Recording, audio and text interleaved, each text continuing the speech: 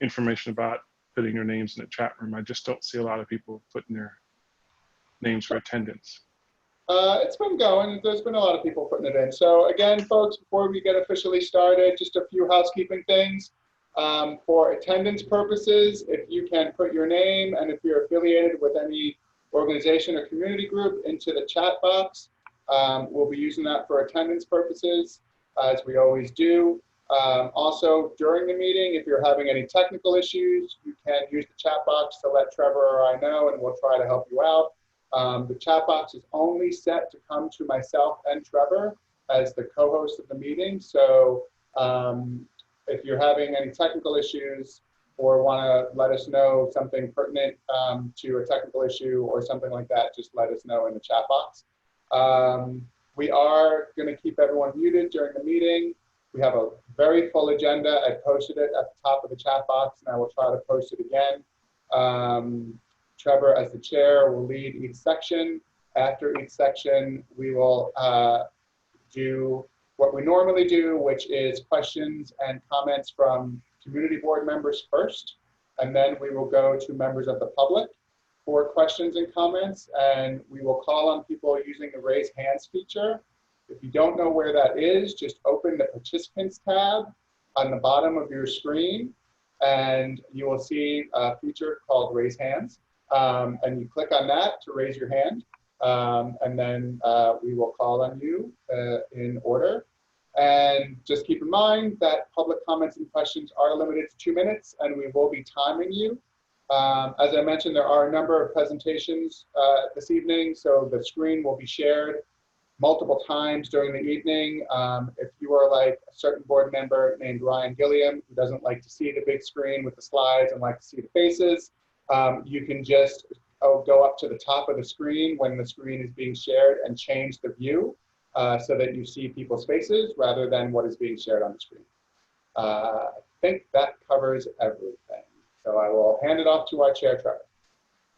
Well, thank you everyone for the September Parks, Recreation, Waterfront, and Resiliency Committee meeting. As Michael has mentioned, and thank you, Michael, for being the production manager on another Zoom meeting.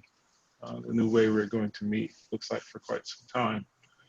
We do have a packed agenda, so we are trying to keep this or trying to manage this so we're not on, or this meeting doesn't go on for too long. I do anticipate some of these topics are going to take some time, but we're going to try and keep as much order as we can. First up, we're going to do a couple of things. We're going to approve the previous month's minutes and also take roll call. That's for committee members. So make sure. Ryan, you have the minutes form to take attendance. We're also approving the minutes. So if you want to start. Trevor Holland? Yes. Kay Webster? Yes. David Adams? Yes. Yaron Altman? Yaron Altman? He's not on. Carlin Shan? Yes. Ryan Gillum, yes. Valentina Jones? Yes. Michael Marino? Yes. Carolyn Ratcliffe? Carolyn Ratcliffe? Yes. Robin Chattel? Oh, I abstain on the minutes, and yes. Rudy. We got you, Colin. Josephine Velez? She is on. Troy Velez? Not on either. Okay, that's it. All right, thank you. So first up is a presentation from DDC and related team members on ESCR, status of open space mitigation. So I want to hand it over to, and I'm not sure who's going to do first in presenting. Michael wasn't on earlier, so who's first to present for this particular? I believe it's Alda, correct, Alda? I think Q's going to go first. Okay. And then I will follow afterwards. So I'll need control later. Okay. Okay, before you start, for those folks who would like to follow the presentation on their computer or tablet or phone. It is available on the CB3 website. If you go to our website and look up the agenda for our meeting, you'll be able to click a link which allows you to view the presentation. Hi, everyone. Can you hear me? Yes, sir. Great. Let me just enlarge the screen. All right. Hi, everyone. Q and Miri from DDC Coastal Resiliency Units. Thank you for having us this month. I want to start with a quick disclaimer. We have a lot of slides in this presentation. However, we're going to breeze through many of them because a lot of them are reference material and reminders from past presentations. We've been getting a lot of questions that we wanted to make sure we provide the answers and the information all in one place in one document. So this presentation is going to be posted on the website. And if there are some slides that we scroll through pretty quickly and don't spend too much time on, please don't worry. We're obviously available for questions after the presentation via many channels as usual. But I also want to be respectful of the board's time tonight because everybody has a packed presentation and packed agenda and want to make sure that we all get through it as efficiently as possible. So all the most important updates, new information, we will definitely spend quality time on that, but anything that we're going to pass through is for reference and available for the community to read through once it gets posted to the website tomorrow and throughout the next few weeks into the next month. So with that, our next slide. So the agenda for this night, this is a highlight of the new information that we have available. We're going to go through some construction timeline updates.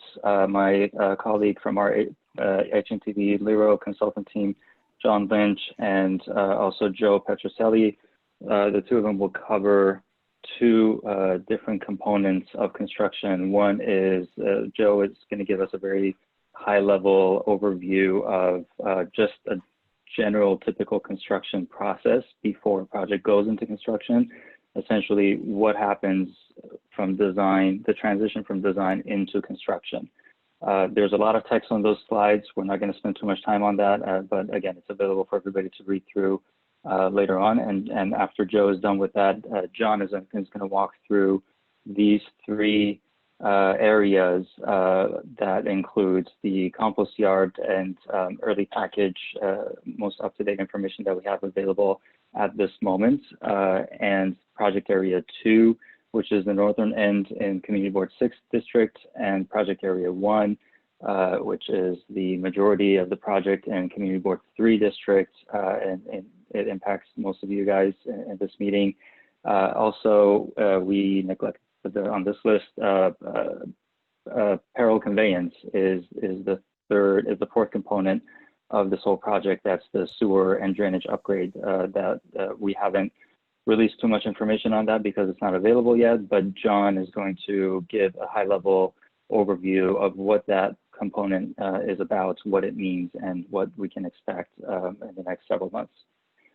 We have our sub-consultant Trang Bui on the call that she's going to walk through some in-depth information on Section 3 and NWBE and opportunities that are available out there and what's to come.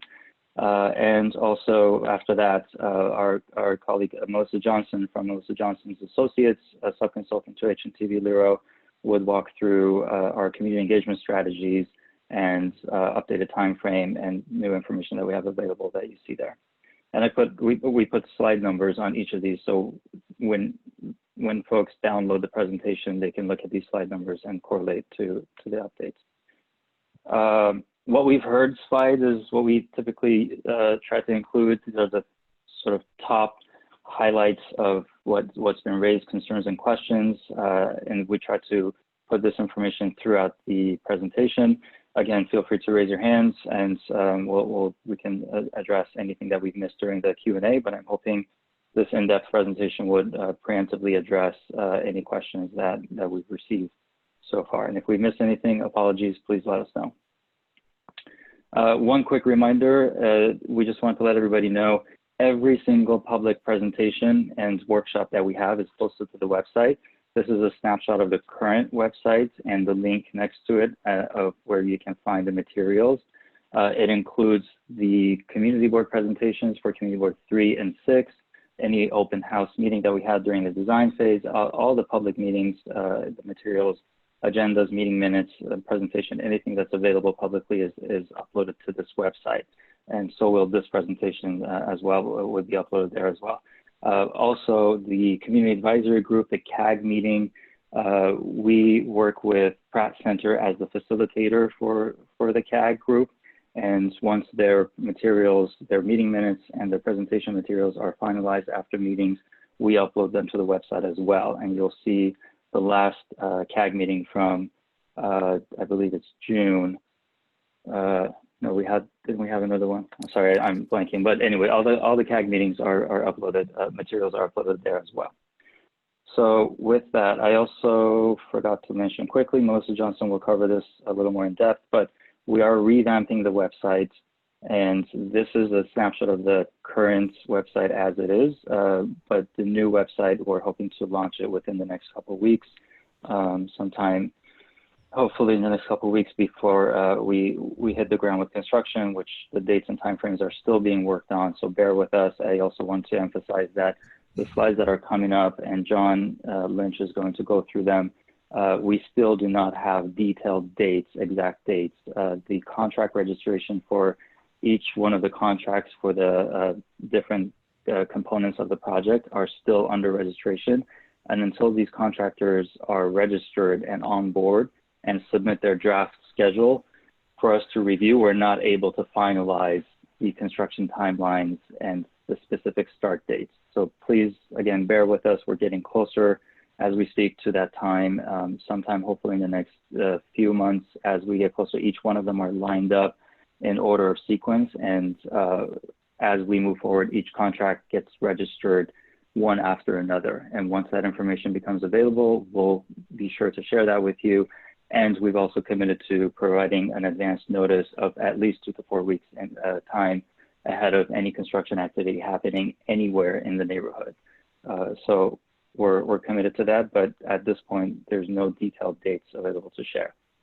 So with that, I'm going to hand it off to Joe Petrocelli. He's from our HNTP Lero group. He's going to walk us through the transition from design to construction and why does a procurement and registration process take so long, which for this project, an expedited version actually has been several months from January through today, and still many more months to go ahead of us. But believe it or not, this is a fast track of a procurement phase for a project of this magnitude.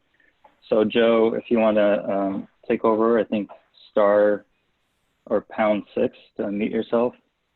I think I'm unmuted. There you go. Okay, good. Good evening.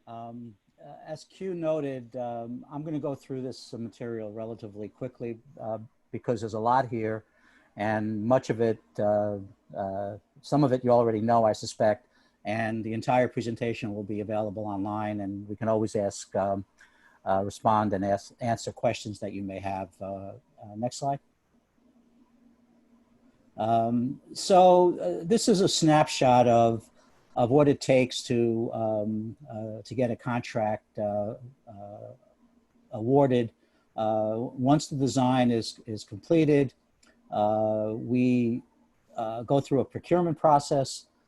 There's a process for the contractor to review the material, to ask questions, to make sure, and from our end, we want to make sure that the contractor understands any special requirements and any special constraints that are included as part of the technical work that he's responsible for.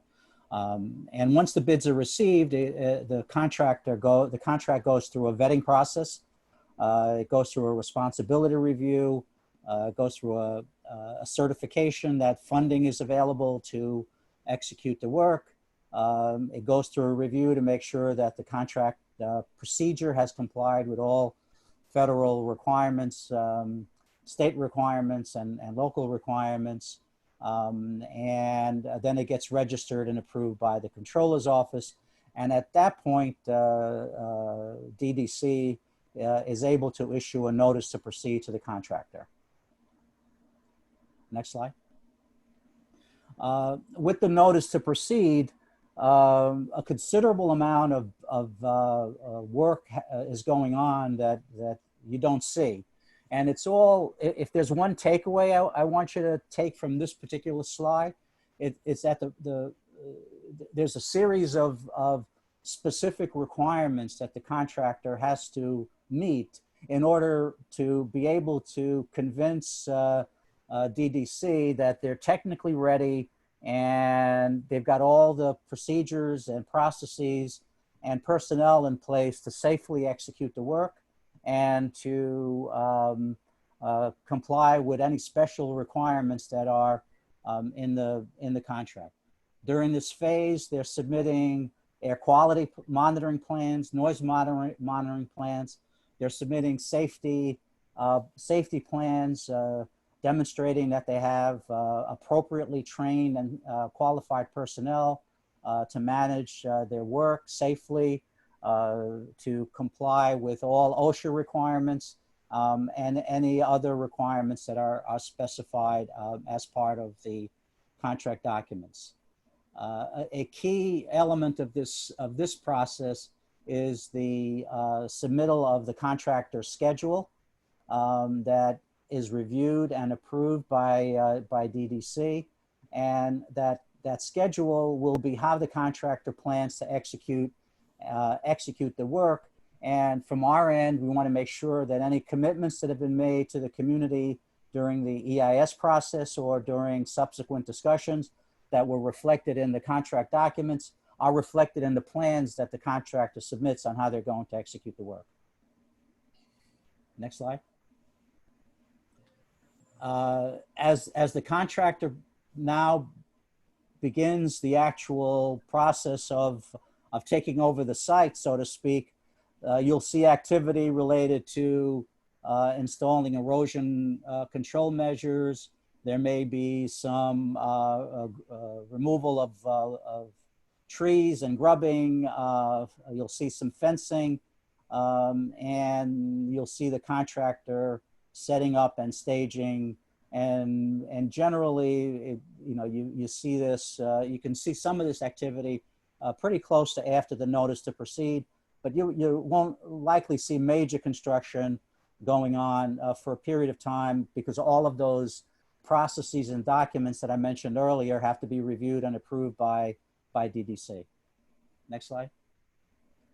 At this point, I'm going to turn it over to my colleague, John Lynch, who's going to kind of get into some of the details of what the construction sequencing will be. John? Sure.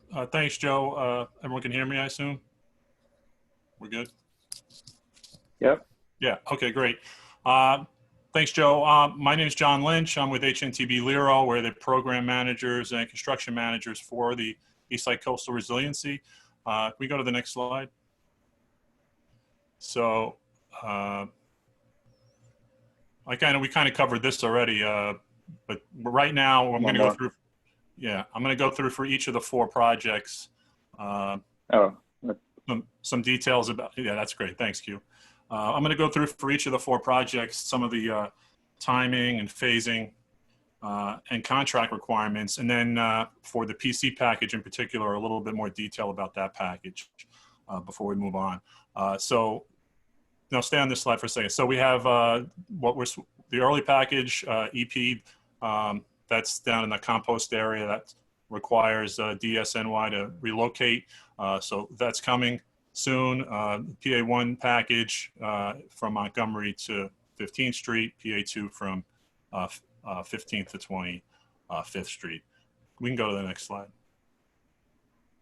So I'll go through each of the packages in order. First, the early package. We can go to the next slide.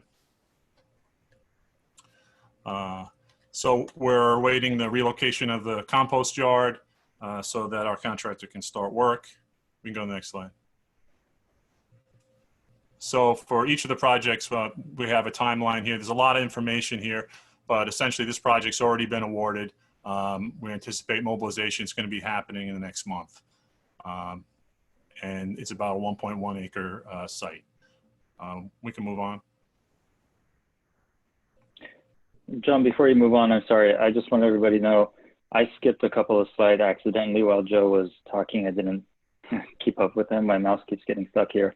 But this presentation, exactly the way it is going to get posted on the website, and everything that Joe Petrosati was talking about verbally were those slides that I accidentally skipped through. So nothing is going to change between now and tomorrow when we post this this presentation. Q, you Go don't ahead, want, John. Sorry. you want me to go through them in more detail, or we're good? No, let's move on. We have a lot to cover here. Okay, so project area 2, we're awaiting the notice to proceed on this. We anticipate it to be happening in October. So let's move on to that's 15th Street to 25th Street. We have 3 distinct parks, and I'll talk a little bit about those. So we're awaiting notice to proceed, and we anticipate that the first part of that, which is Astor Levy Playground, will be starting at the beginning of the year. Next slide. Okay, so we have some construction criteria in terms of phasing these parks. So we're basically allowing access to Astor Levy Park right away, Stuyvesant Cove in 2021, and Murphy Brothers Playground in 2022 to minimize the park closures. But we're also, while Stuyvesant Cove Park is done, we're going to phase that in 2 phases. So half of that will be open at all times after the contractor gets access. And then all the open park areas will have supported amenities, and we're going to maintain safe pedestrian access and also access to the ferry. We can move on. So these slides have a lot of information, but what we're talking about, the orange areas are the areas that are the contractor is in, and then the other areas that are in color will be open. So you can move on. Yeah. So, and then this just goes through to the end of the project where you see Murphy Brothers is the last one to be worked on.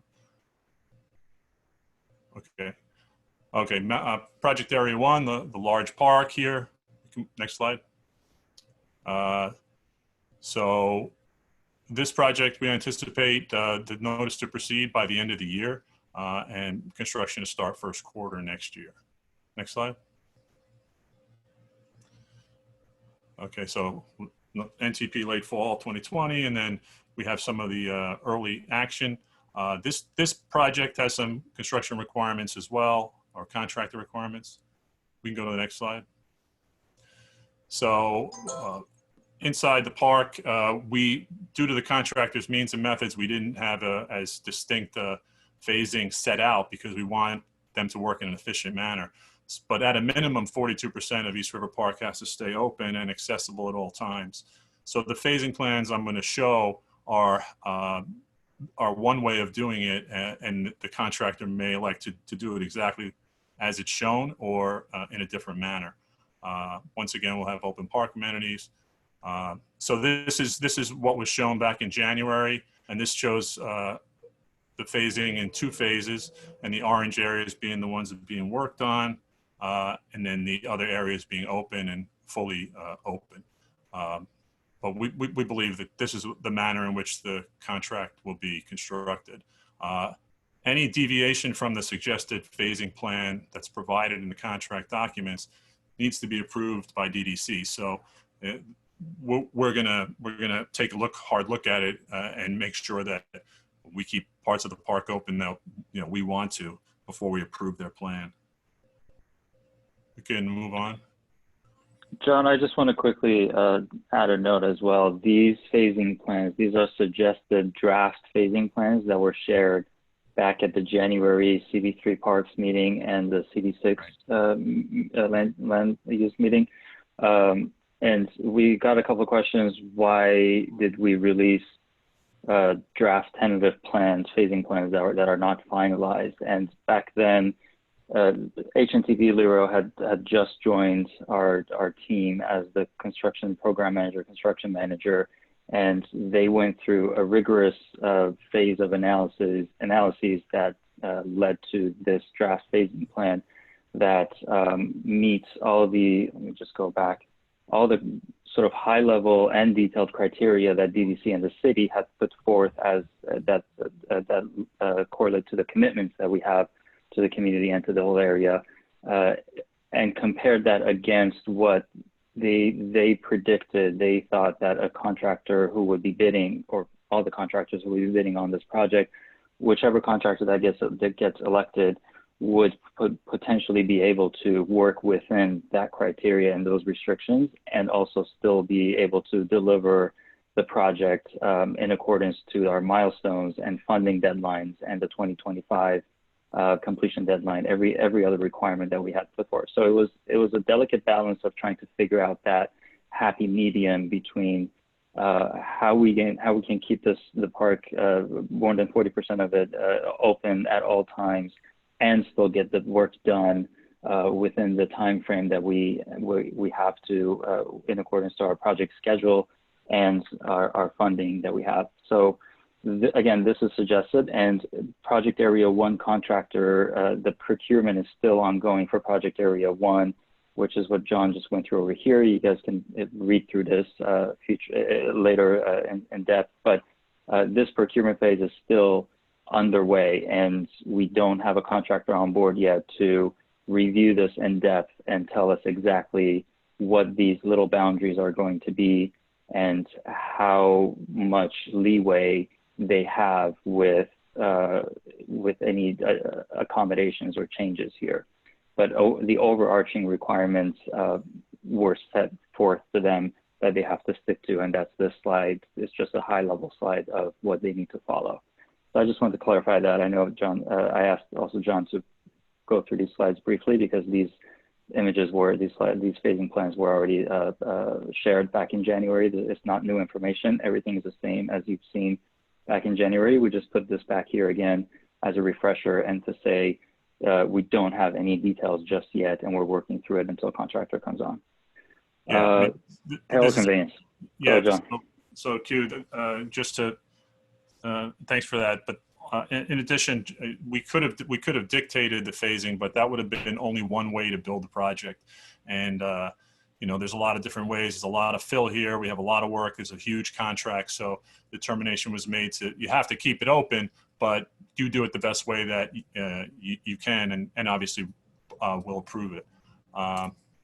Okay, moving on to the PC parallel conveyance. This project is, you know, the other projects we're essentially building a flood wall or raising the grade to avoid tidal surge. But there could be an event where a lot of rain comes down, and so this parallel conveyance project puts in parallel to the existing infrastructure, existing sewer system, additional piping below the ground to take care of excess rainfall if there were to be a heavy rain event.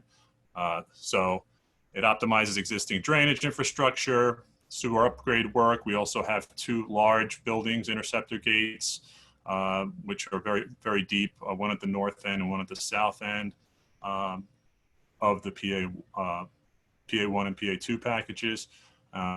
We see sewer upgrades that will help protect the community from floods and heavy rainfall. And then PA1 and PA2 keeps the storm water, keeps the rising seas out. Parallel conveyance right now, we're just about to go out on the street with the bids. The package is being put together by DDC with our support and design support. And we anticipate we'll have construction starting in the spring of 2021. Let me quickly go back to, again, I skipped ahead. My apologies. I apologize for that. Let me go back to the early package, and I'm going to ask our colleague, Ben Ireland from DSNY. We skipped this slide, unfortunately, I'm sorry. But Ben, if you're around, maybe you can pop in here and give us an update on the relocation efforts that we're all coordinating together. Sure. Can everybody hear me all right? Yes. Great. Yeah, so this is Ben Ireland. I work with the Bureau of Recycling and Sustainability at the Department of Sanitation. And so beginning in fall of 2019, DSNY has been working with City Hall, New York City Parks Department, DDC, and the Lower East Side Ecology Center operations staff to identify a place for East River Park compost yard to be relocated to. An area under the Triborough Bridge overpass at the corner of East 124th Street and Palladino Avenue has been identified as a potential site for that relocation. We've worked directly with Lower East Side Ecology Center operations staff to create a site plan and to put together a budget for preparing that site. That budget was approved by OMB, and the site plan is currently undergoing an interagency review. My team has secured all of the contractors and vendors that are going to do the work required to prep that new relocation site. And it will be DSNY staff and trucks that actually physically relocate all of the Lower East Side Ecology Center materials from the East River Park compost yard to this eventual new location.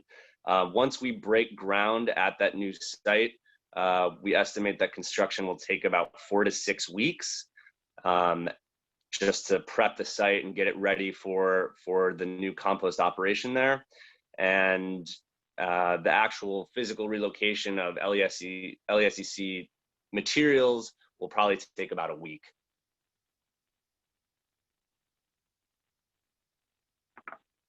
Okay, great.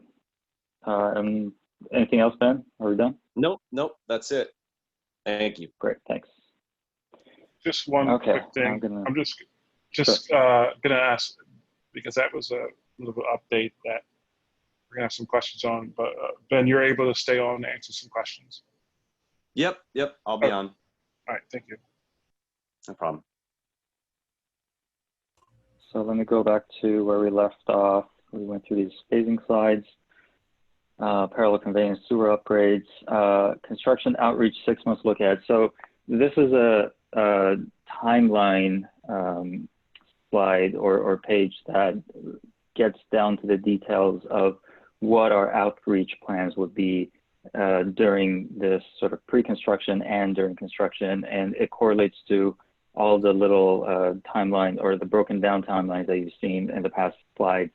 Again, I'm sorry that we didn't spend too much time on those, but I wanted to put this in the slides into the presentation for everybody to review and read through later, and wanted to point out that this up here is the construction activities. This blue bar is what Joe and John just reviewed and explains, a step-by-step process of what happens in the procurement process up to during the pre-construction phase up to the construction kickoff time.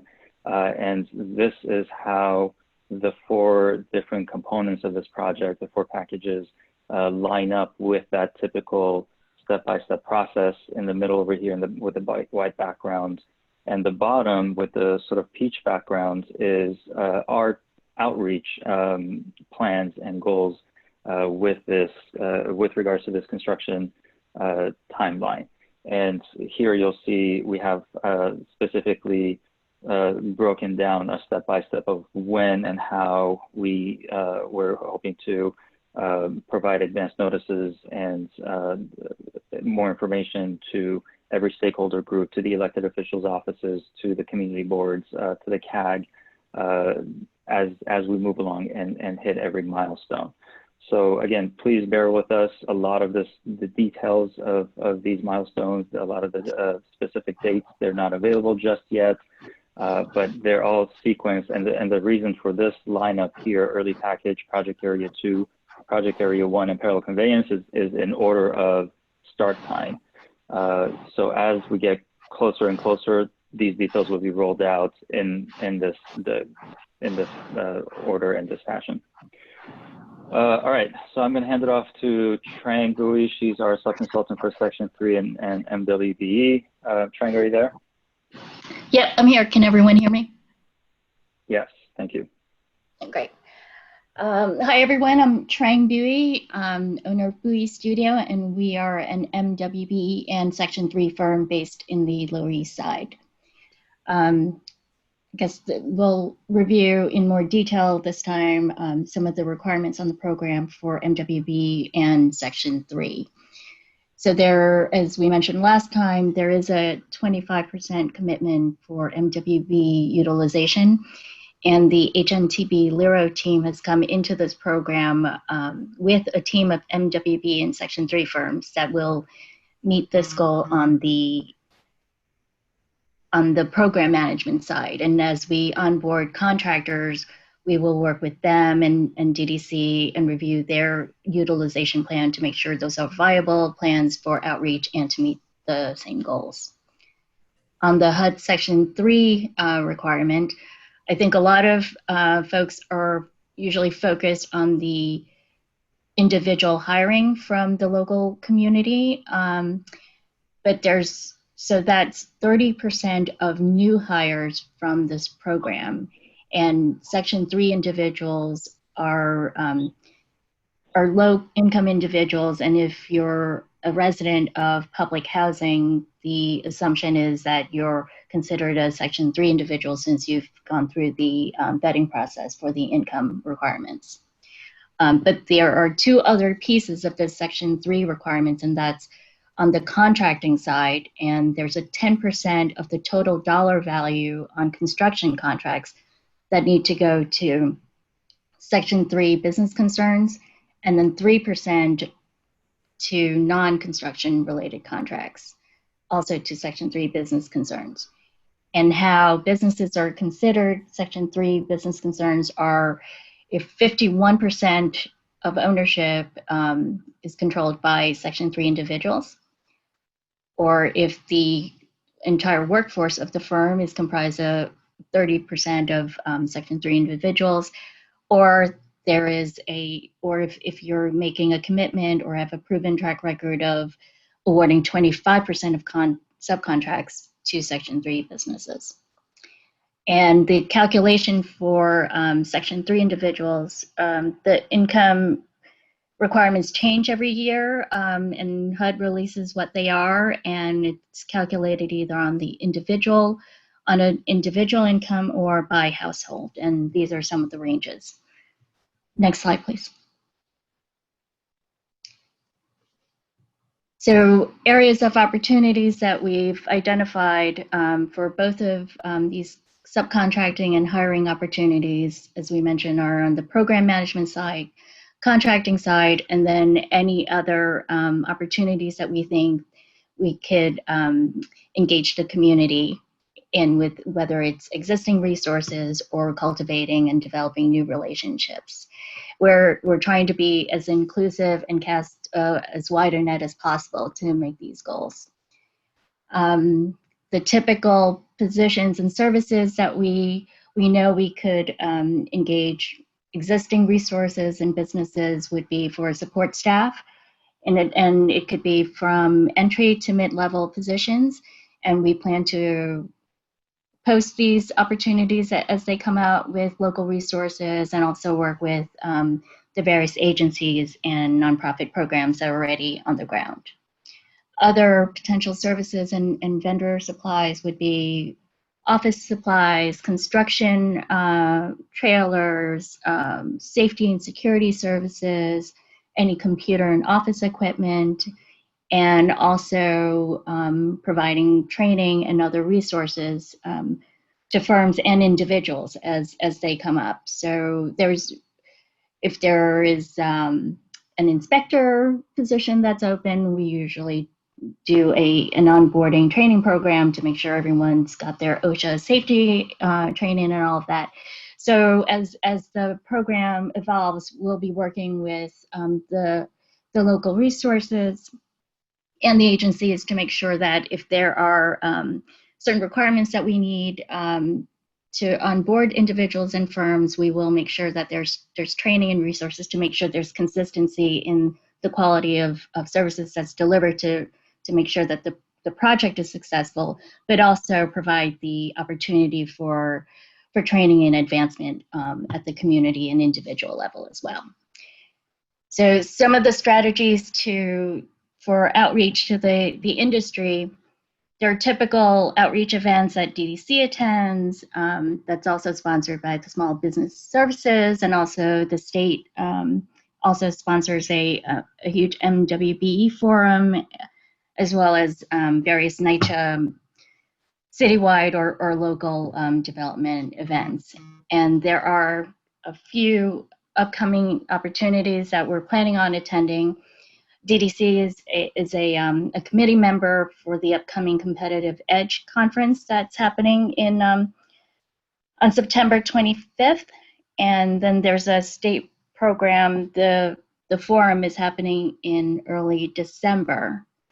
And in addition to the typical agency and statewide events, HNTB has launched a three-part series on how to do business with HNTB, along with some other resources in terms of how to do business and financial management and writing proposals, that sort of thing. And the first one was completed, and there's an upcoming one on September 15th. And all of these events that I just mentioned are included in this presentation at the end of the PowerPoint with links to the registration sites for them.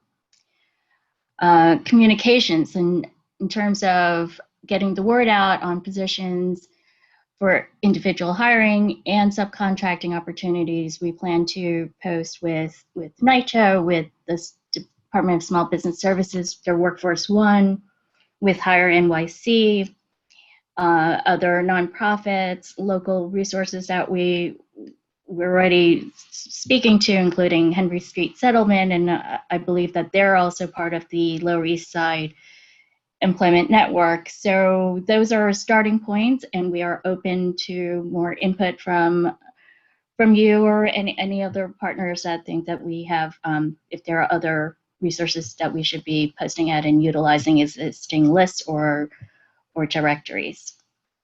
And in terms of events, webinars, and seminars, while we're waiting for the project to launch, we're listing all of the resources that individuals and firms can take advantage of to prepare to bid or be subcontractors on future opportunities. And that starts with whether looking to see if a firm is eligible to get certified as a Section 3 business or an MWBE, or just registering with the city's passport system to make sure that they're on the list for bid opportunities, not just on this, but other programs, just so that everyone is getting familiar with the city process and understand what it takes to bid on a job, and also preparing for individual interviews and resume preparations and that sort of thing. And then once we start having plans from various contractors and subconsultants, we'll be monitoring their progress monthly to make sure that everyone's on track. And if there are any need for corrections, remediation, we'll work with the agencies to improve their performance. And this is just a sampling of some of the resources, and it's a lot, but it's anywhere from just starting out a business and how to get certified, and looking at finances and bonds, and how to get on lists for procurement opportunities, to just FAQs on what Section 3 is, and also other resources with other agencies that are partners that we're coordinating here, including EDC's Hire NYC and Construct NYC, and a lot of the individuals on those, a lot of the firms on those lists are also usually on the other lists that we use as well. I also want to quickly add, of course, all this information will be included in the PDF file that we'll upload to the website either tomorrow or Monday. But we're going to, the PDF file will be hyperlinked. So when you click on every one of these links, theoretically or technically, each one of these links should take you to the browser, to the actual website, or to the PDF that's referenced and linked here. If it does not work, please reach out, let us know. We're happy to send over the links via email so you can have access to it outside of the PDF. And we also plan to include that on the new website when they launch as well. Yeah, thank you for that. Okay, moving on. I think we're going to go into updates on our community engagement strategies. We've presented this. This is a new timeline that you're seeing here, this graphic, but the information and the strategies that are listed on the left side of the column, they're all the same. We've talked about these different strategies and these different tasks in the past several months, but wanted to put it all into one graphic. And Melissa Johnson is going to walk us through the items that we have an update on today as we stand here today, and the rest of them will come back and give you more details on updates. Melissa? Thanks, Q. So as Q just mentioned, this covers a lot of our key elements of the community outreach strategy for the project, including our Community Information Center, implementing community construction liaisons known as CCLs to respond to any concerns from the community, construction fencing art program, our website and a way to contact our CCLs through the website, our social media program, and the Section 3 MWBE program that was mentioned, as well as our community advisory group and our attendance at meetings like tonight's meeting for both community boards. So looking through this, you can see sort of a general timeline for how these different parts of our strategy will progress over the course of the project. So our Community Information Center, we are looking at an interim location due to everything that's going on with COVID, and then hopefully moving into a more permanent location when public gathering is increasing more and more in a safe manner. Our CCLs will be implemented very soon and will be on board for the course of the project. We also are very excited about 3 construction fencing competitions, which we'll talk more about in a minute, and the launch of our new construction focused website and our public inquiry tool for the public to contact the CCLs. And then we also will be launching a social media program as well, beginning at around the same time. We are launching the public inquiry tool so that we can post relevant information that can be easily shared to other stakeholders. Trang already talked about our Section 3 MWBE program, so I won't touch on that too much. And the CAG, as many of you are aware of, and our community board meetings. Next slide, please. So 2 of the things that are coming up very quickly are the launch of our new construction focus website and our social media programs. So we're going to talk a little bit more about those and how they will work. Next slide, please. This is a draft screenshot of what our new construction focused website is going to look like. So we again are hoping to launch this very soon, within the next couple of weeks. The site will be multilingual. There's a way to translate all of the text here into other languages.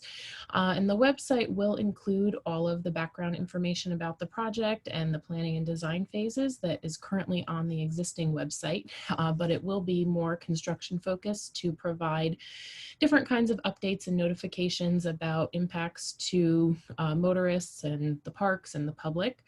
And we also will have, as part of the website, a page dedicated to employment and contracting opportunities that Trang just mentioned, and also a way to find out what's going on in the community, what types of events you can find the ESCR team at, information about the CCLs, and how to contact them as well.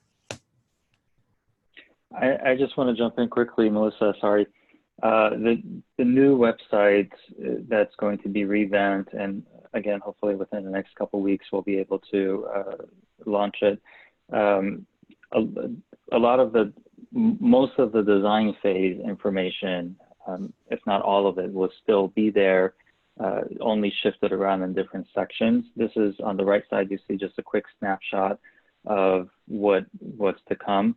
This is a major coordination effort between many people here in my agency at DDC with our consultants and many other agencies within the city family, as well as the city's overall IT department.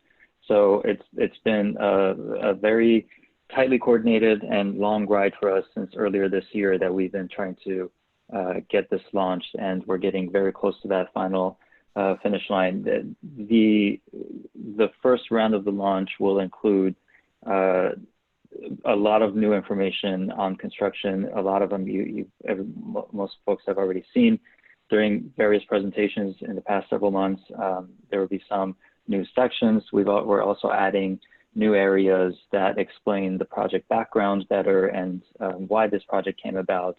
What was the whole reason? I think we don't need to be reminded of devastations of Sandy, but this is what brought us here. The whole goal of this project was to protect over 110,000 residents of this whole stretch of Manhattan, and here we are trying to deliver just that we can get ahead of hopefully not a next storm like Sandy, but if anything like that ever comes, then hopefully we'll be able to get ahead of it with this project. And this website is meant to be a one-stop shop for everything that's up there right now, as well as more additional information on the background, the history, what's to come, construction phase, more detailed information on our community engagement strategies and next steps, various ways to contact, and everything that Melissa just covered, and a couple other things that she's going to cover in the next slide. So I just wanted to give that quick overview. And this will be linked to the public inquiry tool that Melissa is going to talk about, and we'll come back again with a demonstration, and we'll be able to walk everybody through that tool as well as we move forward. Yeah, I'll go to the next slide. Melissa, go ahead. Thanks. On that note. So our public inquiry tool will be made available through the website, and this is a way for any member of the public, the members of the community board, elected officials, anyone to reach out to the ESCR CCL team. So because this is a larger project with 3 CCLs that will be focusing on different areas of the project and different aspects of the project, rather than having a typical email address for a community liaison, which is sometimes used on smaller projects like water main projects. This will be how the public interacts with the CCLs. So we have this inquiry tool, which is basically a short form that allows you to enter your inquiry, whether it's a question or a comment or a concern. Allows you to select a topic. For example, if you're writing with a question about a street closure, or if you have a question about, areas of the construction site, you can select the topic that applies, and then whether you would like a response back. And then you can also tap a little pin on a map to show us kind of where your concern is. If it's a certain intersection and you're wondering how much longer that sidewalk is going to be closed, you can pinpoint that on the map. So this helps us with analytics, but it also allows you to easily submit an inquiry and to reach the CCLs and get a quick response. It also is a way for you to sign up for project notifications. So if you want to receive notices about water main closures or impacts to a certain neighborhood or area of the park, you can do that. And you can, once you're in here once and create a user profile, it's very easy to repeat using the online system for submitting the public inquiries. So it's very user-friendly. We've set it up so that it's very easy to use. It also is multilingual, so using the drop-down box in that top right corner there, you can choose a language, and the text will translate into the language of preference. So this is a way, again, for you to contact the team with any questions and to make sure that your inquiry is routed to the right person and that you get a quick response. Next slide. Another part of our community engagement strategy that you will see coming up in the near future is our construction fencing art program. So we are, next slide, please. We are going to be running several competitions throughout the life cycle of the project, but essentially what we're going to be doing is, instead of having regular plain construction fencing with that mesh green or white material, we are going to use decorative fencing, showcasing, in some cases, community artwork, in some cases, panels like the one you see here that tells you a little bit about the project. So for our upcoming contest and competitions, we are going to be collaborating with some of the local community groups and cultural organizations in the community to run a contest that solicits artwork from youth and adult artists, so that we can select winners and award stipends to those winners and include that information, their artwork and relevant information on the project on the construction fencing. So it will improve the aesthetics within the community, as well as give back to the community. So we are planning, in addition to the artwork, informational panels like the one you see here, as well as panels that have wayfinding information or educational information about resiliency and sustainability. And these panels will be multilingual as well. And they'll be located in the areas that need to be fenced off, but specifically those more public facing areas and high pedestrian traffic areas throughout the project.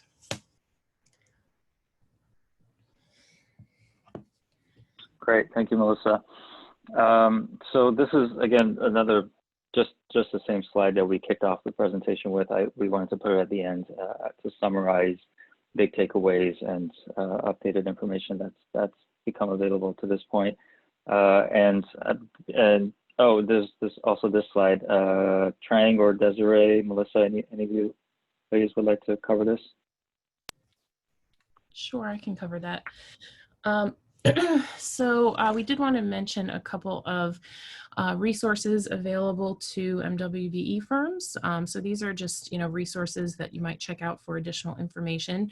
The HNTB Lero team has put together a webinar that has information about financial management and invoicing for projects. So that may be helpful to MWBE firms and companies who are interested in doing government contracting and working with prime firms like HNTB. And that might be helpful to answer some questions about that.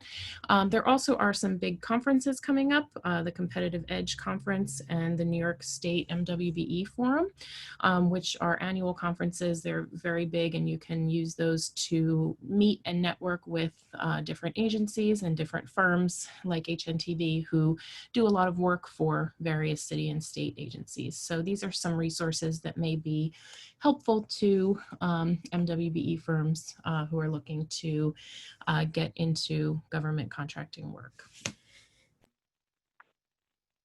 Great, thanks, Melissa. And this is contact us, website link, and we'll update this in the near future with the social media and new website. The website link, the new website is still going to stay the same. The link and everything will remain the same, but we'll update this with any social media accounts when we roll out. So I'm going to hand it off to our colleague Alda Chan from Parks Department to go through mitigations, but really quickly, just want to let everybody know we threw in a handful of reference pages in this presentation that you can look through. This is an overview of all the agencies that are working on this project and their roles and involvement. And also, this is where you can find the detailed phasing plans. Again, the phasing plans are still in their draft draft version, and they're being worked on. However, what we presented back in January, on January 16th, could be found at this link over here. And these are some slides that show the public inquiry tool, the main sort of the form that you would see when you log on to open that tool. This is what you will see. And Melissa just presented a high level overview of that, but I just want to let everybody know there's more information back here in the appendix. So with that, I think we are all done. Trevor, Michael, let us know if you want to do Q&A session now, or should we go through parks and then come back? I'll turn it to you.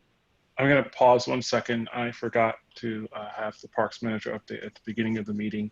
So it's a very brief update about some of the projects in CB3. So if we can just get that quick presentation first. Jamil, are you on? Hey, good evening, everyone. So mine is basically very simple. Capital-wise, we have Luther Gullick, we have First Park and Little Flower are near completion. And in the next 2 weeks, we should be starting Hamfish and McKinley. Also, the Parks Department would like to issue the RFP for Baruch Bathhouse later this month. The title for the RFP is as follows: for the development, operation, and maintenance of the community sports and programming facility at Baruch Playground, Manhattan. I believe Elder Chan's on the phone call. She'll be able to give more information regarding the RFP.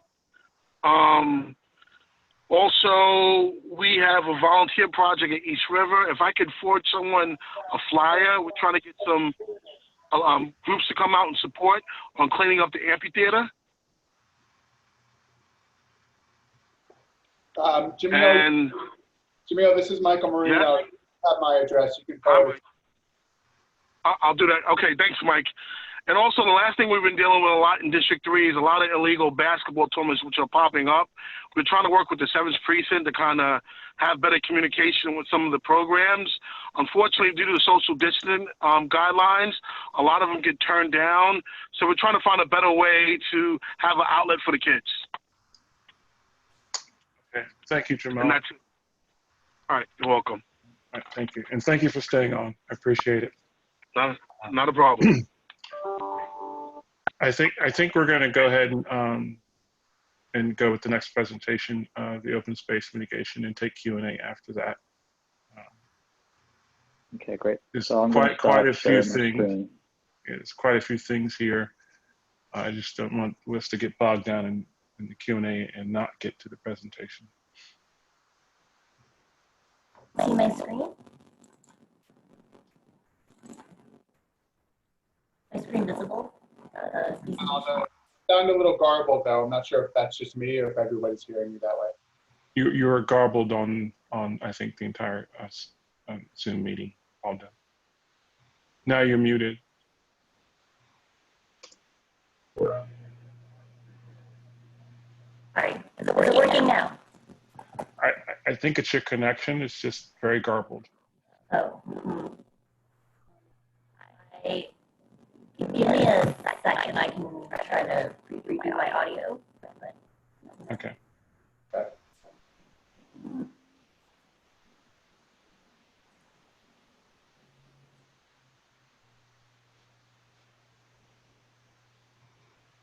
While we're waiting, folks, again, if you joined us late and you didn't sign in for attendance purposes, please sign in the chat field with your name, and if you're affiliated with an organization or community group. We need that for attendance for this meeting. There's about 100 people in the meeting today. Somebody posted a question about finding out about the volunteer opportunity that our parks manager spoke about. He's going to be sending the flyer to me. If I get it before this meeting is over, I will screen share it at some point. Otherwise, I will send it to our district manager so that they can post it on our website. Is it still garbled? No, you are perfect now. Okay, great. And screen is, let me start slideshow. Good evening, everyone. Thanks for allowing me to give an update after Q's and DDC's very long and thorough presentation about what's happening with the construction project. I'm here to give a brief update on Parks' neighborhood recreation improvements. For folks who are looking for more detailed information, I provided a pretty detailed overview last month, and all that information is uploaded on DDC's website. I'm just providing a couple of updates on new developments as of this month. The first of which is a Little Flower Playground and LaGuardia Bathhouse. So for folks who are somewhat aware of the site, there used to be an old bathhouse that was fenced off because it wasn't in great condition. Earlier this year, we completed the demolition of this bathhouse, and we are putting the finishing touches of the synthetic turf installation out there. It should be open within the next couple of days. Probably next week, we'll confirm when that is ready for public use. But a reminder that this is going to be a passive site. We're not doing any sort of permitting for athletic use here. And we are also installing some barbecue here. So we're really excited about this site being opened back up for public use after many decades of being fenced off. And so wanted to make sure that folks were aware of this new amenity. The next one is one that was just mentioned. Parks is going to be issuing a request for proposals for the Baruch bathhouse. This is another bathhouse which is in the district. This building is in somewhat better condition. The Parks Department was at the community board earlier this year, and there's been an ongoing process where we've gotten feedback from a task force as well as the community board and some other stakeholders. We've incorporated that feedback into the development of this request for proposals. Again, it's going to be for the development, operation, and maintenance of a community sports and programming facility. Parks is targeting a mid-September release, so it should be coming out fairly soon. And elected officials, community stakeholders, task force members, Community Board 3, and anyone who's involved in the RFEI or Request for Expressions of Interest process that preceded this will be getting a copy of the RFP. That is Baruch Bathhouse. We also received some questions looking for clarification on what's happening with the solar field lights. The solar field lights that we are proposing are going to be at the sites that are listed on the screen here. These are going to be rolled out in spring of 2021. That is meant to pair up with when the East River Park fields are going to be impacted from a permitting perspective. So full rollout in the spring. We may test out piloting one or two of these lights just to make sure that we know where to site them, and that, you know, sometimes there are kinks to be worked out as we're deploying some of these, but we'll keep you posted if that happens this fall. Just quickly on permitting, I think we've heard questions and there's a lot of interest on permits in general. From a parks perspective, this fall, starting September 15th, we are permitting youth leagues. There is no permitting of adults citywide at the moment.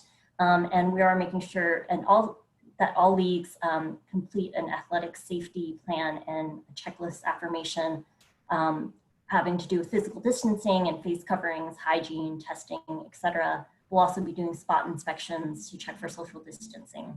But again, that's big picture. We are not anticipating that there will be an impact on the fall permitting season as it relates to Esker and East River Park.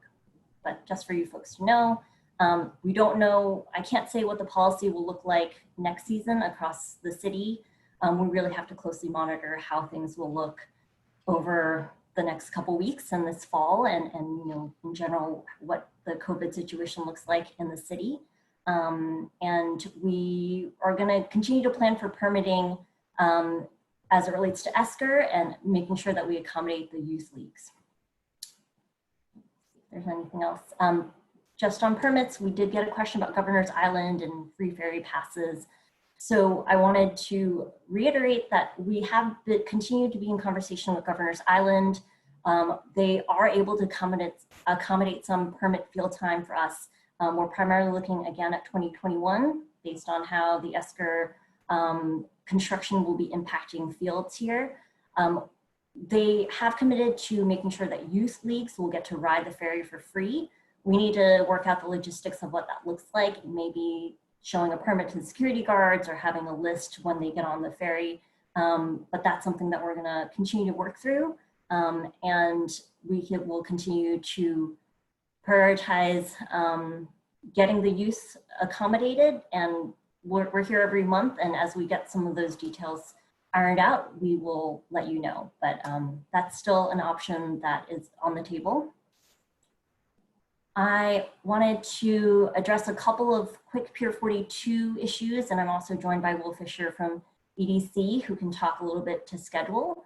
But I have the same slides that I showed last month, talking about the new open space that Parks and EDC are developing at Pier 42. There are two projects here, an Upland Park project, as well as a deck. The Upland Park project has been shared and discussed at the community board for several years now, came out of a master planning process that the board also approved. It's going to introduce a playground, comfort station or restrooms, as well as some lawn and picnic areas. And this is just to the south of East River Park. This context map shows you where it is. So this former industrial site, right now, if you walk by it, it mostly looks like asphalt parking, but that is all going to be transformed into waterfront open space. And the work is starting later this year, as we'll be able to provide more detail on. What's newer and that we've been discussing in the context of ESCR is the Pier 42 deck site. This was not previously contemplated to be publicly accessible as part of the Upland Park project, but as the ESCR mitigations conversations have progressed, we have been able to figure out a way to get some recreational amenities out on this deck site quickly. Again, the purpose is to have something available to members of the public while ESCR is under construction. We had some questions about what is the program and wanted to reiterate what we have here. This is a site plan that we've shared previously.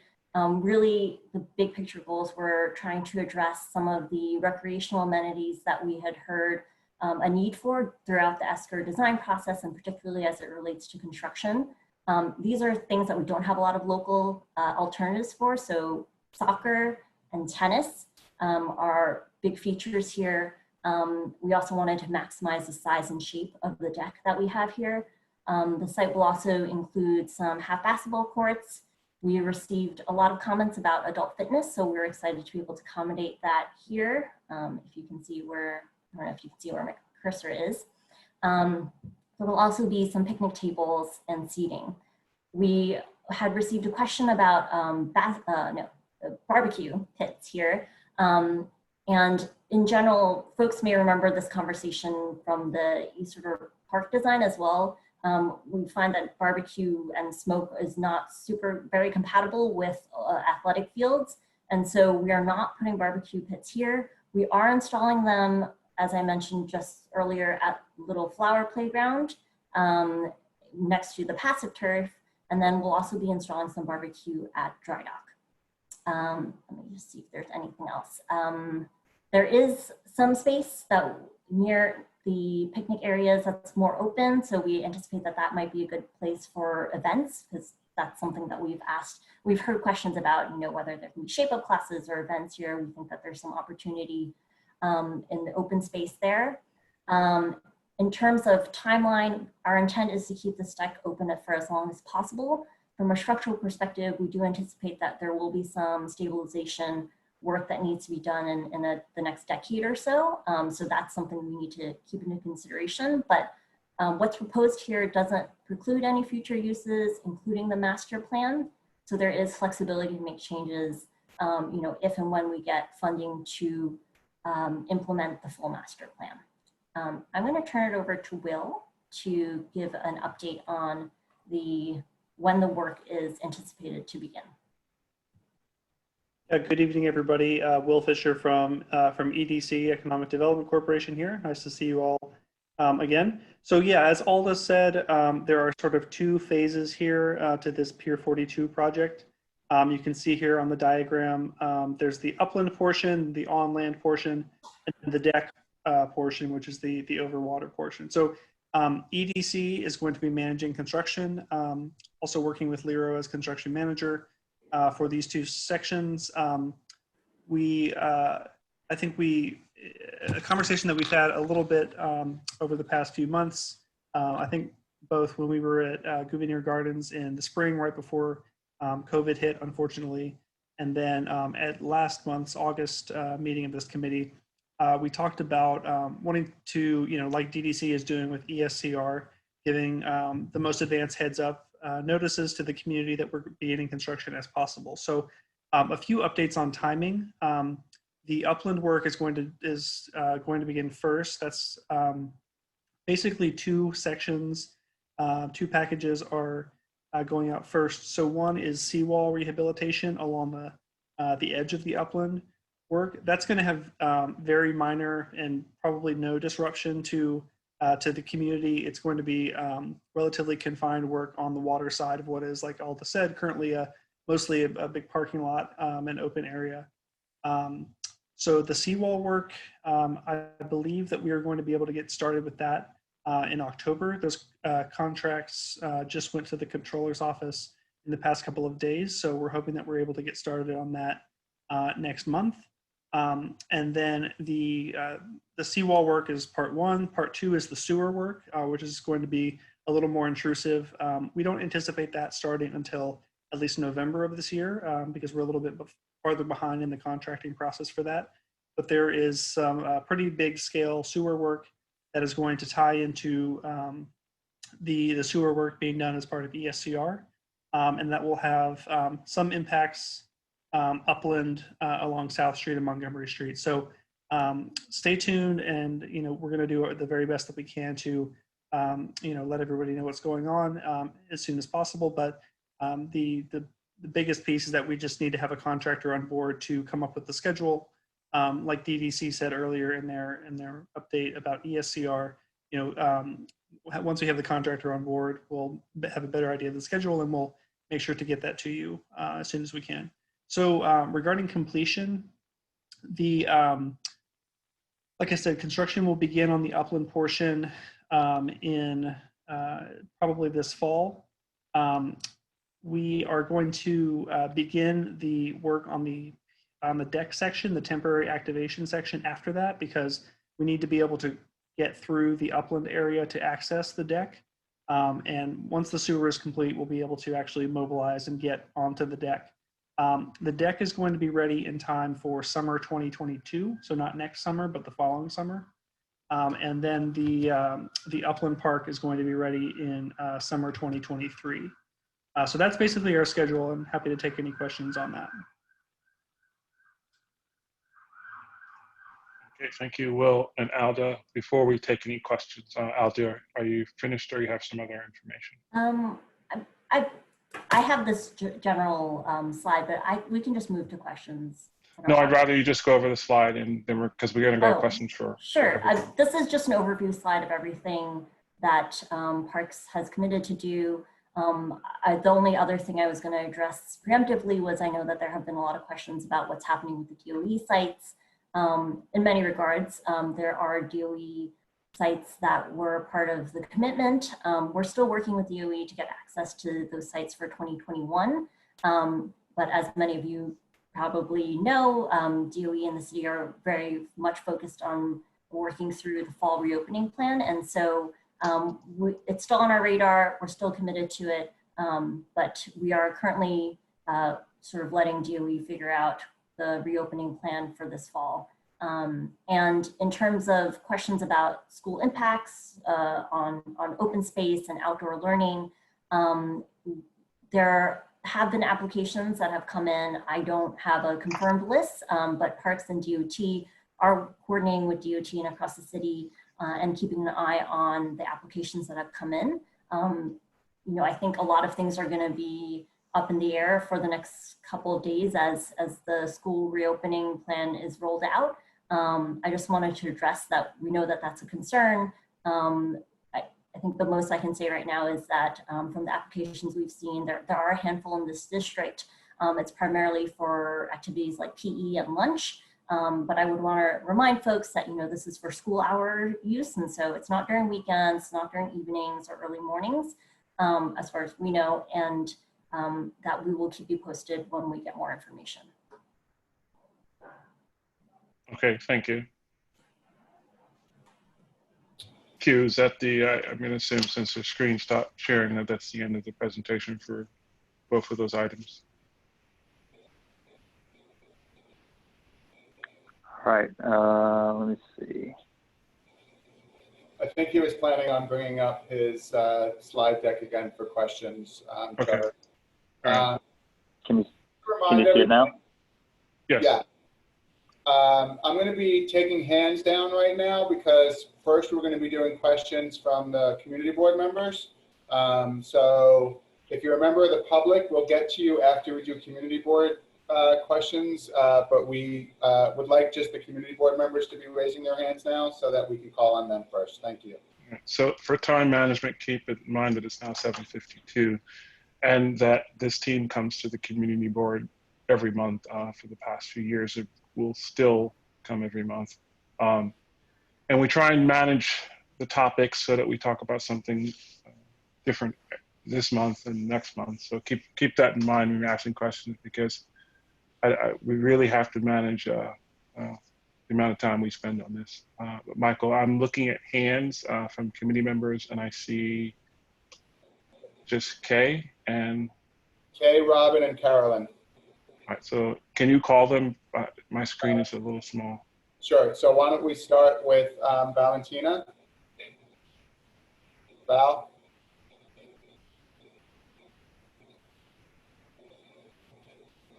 Val?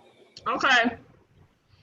I guess just my question is, you said in terms of the impact on South and Montgomery, the sewer activity, that it's going to be intrusive. And most of what I saw was like community engagement was digital. We have a lot of seniors. So how do you plan to inform them? Because I can remember the people on Montgomery Street having an issue with the fact that they had said that all the trucks with the material was going to be coming down Montgomery Street. So how do you plan to engage the senior citizens that live on Montgomery Street? I can take that cue unless you want to. No, go ahead, Melissa. So our CCLs do spend quite a bit of time out in the community. When there is an impact, we have community advisories, and not everything will be digital. So we do print them, and the CCLs spend time. Melissa, sorry to interrupt you. Just to expand, CCLs is the community construction liaison. Sorry. Yes, thank you.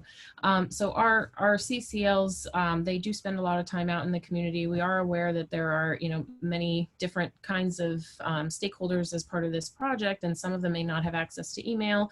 Some of them may be seniors. So we will accommodate that and make sure that we are working with, the building managers for those buildings to leave stacks by the mailboxes or, whatever works best within those individual buildings. But we will be doing on-site outreach as well. Good, thank you. Just to follow up on that, could you probably, the ESCR, the upland portion and the deck portion, the CCLs are going to handle what part of both of those projects? Or maybe Parks can answer that. Sorry, Trevor, can you expand on that? Let me actually give you a bigger overview. So for the East Side project, to start with, we are planning on one liaison, one CCL for Project Area 2 in Community Board 6 District, and one designated liaison for Community Board 3 District, which is Project Area 1. And as we move through construction, perhaps in the next year or two, once things get a little more intensified with construction activities, if we do need more CCLs and more coverage and support, then we'll bring on additional CCLs as needed.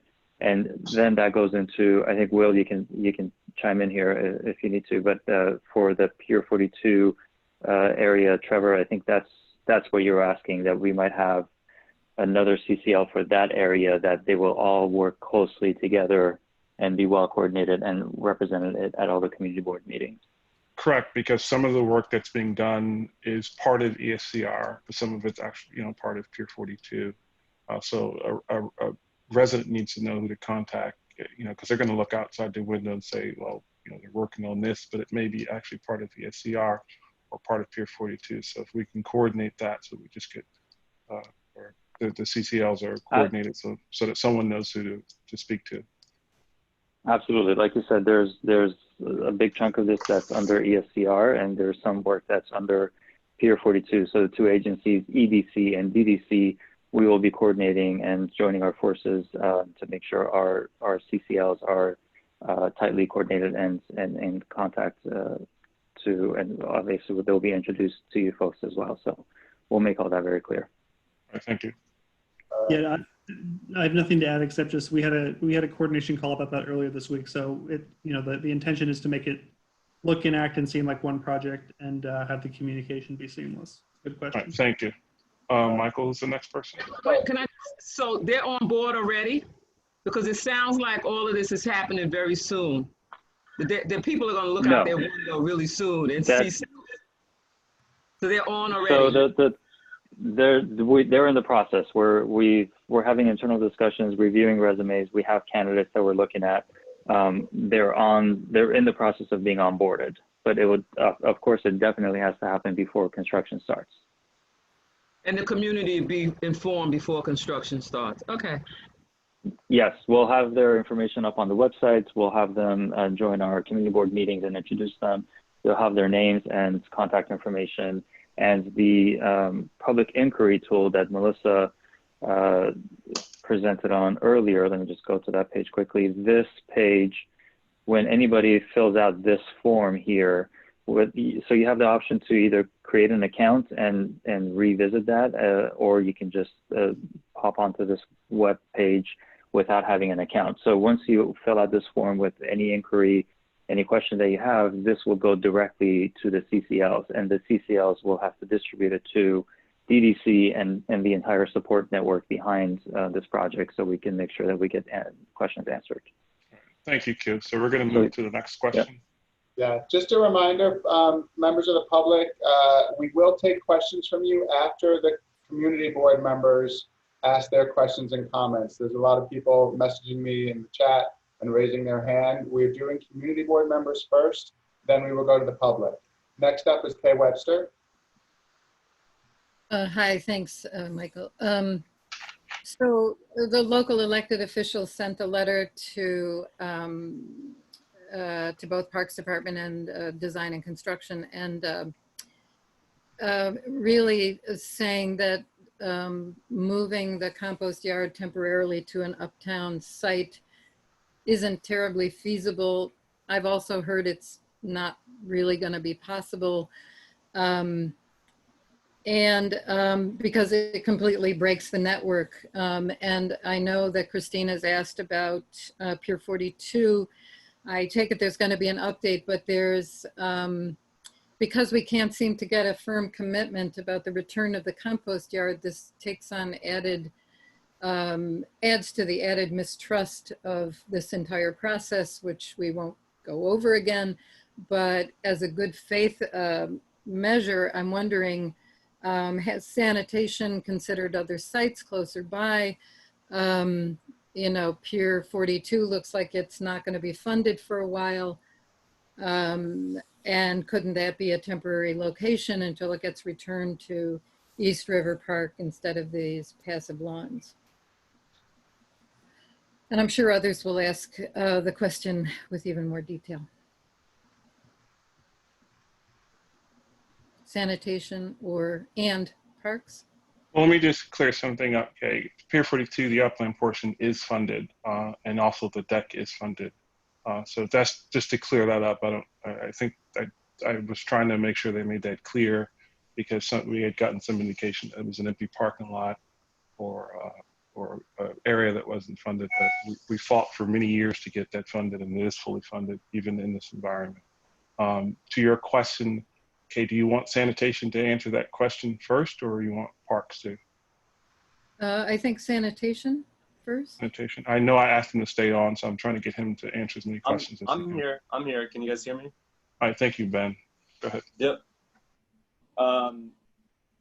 Yeah, so the noted, and we do realize that location on Palladino Avenue and 124th Street is far away from the hub of the community that Lower East Side Ecology Center serves. However, real estate is limited in Manhattan, especially Lower Manhattan, and especially when it comes to finding a site that's appropriate to operate a composting operation on. And so we have identified the location at Palladino Avenue. That is the best location in terms of being able to accommodate all the equipment that the Lower East Side Ecology Center has. And we've identified another location, but it's also, further uptown On the west side, it's adjacent to a sanitation salt shed. But we're much further along in the process with the Palladino Avenue site. And so that really is the best location that we've been able to identify for the temporary relocation of the East River Park compost yard. Certainly open to other suggestions. We're exploring, other ideas and other sites as they come up and as people recommend them to us and as agencies flag them as possibilities. But again, just options are quite limited. Let me clarify, because I just got a text that I think Christina was referring to the just south of the current yard. That is Pier 42. And so that's I'll let her do that. She's far more capable than I am. Yeah. But I do want to say that moving the compost yard that far away essentially kind of breaks something in terms of the network. But we can take that up at another time. So, in terms of Parks Department and the firm commitment, maybe they could answer the return of the compost yard. Hi, I did want to just touch on the Pier 42 site. Thanks, Trevor, for clarifying that that work is funded. I recognize that we continue to get questions or inquiries about the site that is south of the compost yard, but I want to reiterate that that is within the boundaries of the Pier 42 new upland park that EDC is breaking ground on and starting work on this fall. And in terms of our future with with the Lower East Side Ecology Center, I spoke to early last month, but this month the update is that we do have the license extension signed. So apologies for jumping the gun last month. The most I can say is that we are continuing. We now have an agreement signed that we will negotiate in good faith what the return to East River Park looks like. We have not entered into or come to an agreement at that point yet. So, and not being part of that, I really don't know. I can't promise anything at this point. So I can only reiterate what the terms of that agreement that both Parks and the Lower East Side Ecology Center have signed. That covers also the Seward Park, that we will have an agreement with them to use Seward Park for education. And then also there's language in that license extension that includes that we are going to negotiate in good faith a return to East River Park. But that is all that we have at this point. For the yard? Again, that is going to need to be part of the negotiation. I know that there's a lot of interest in this.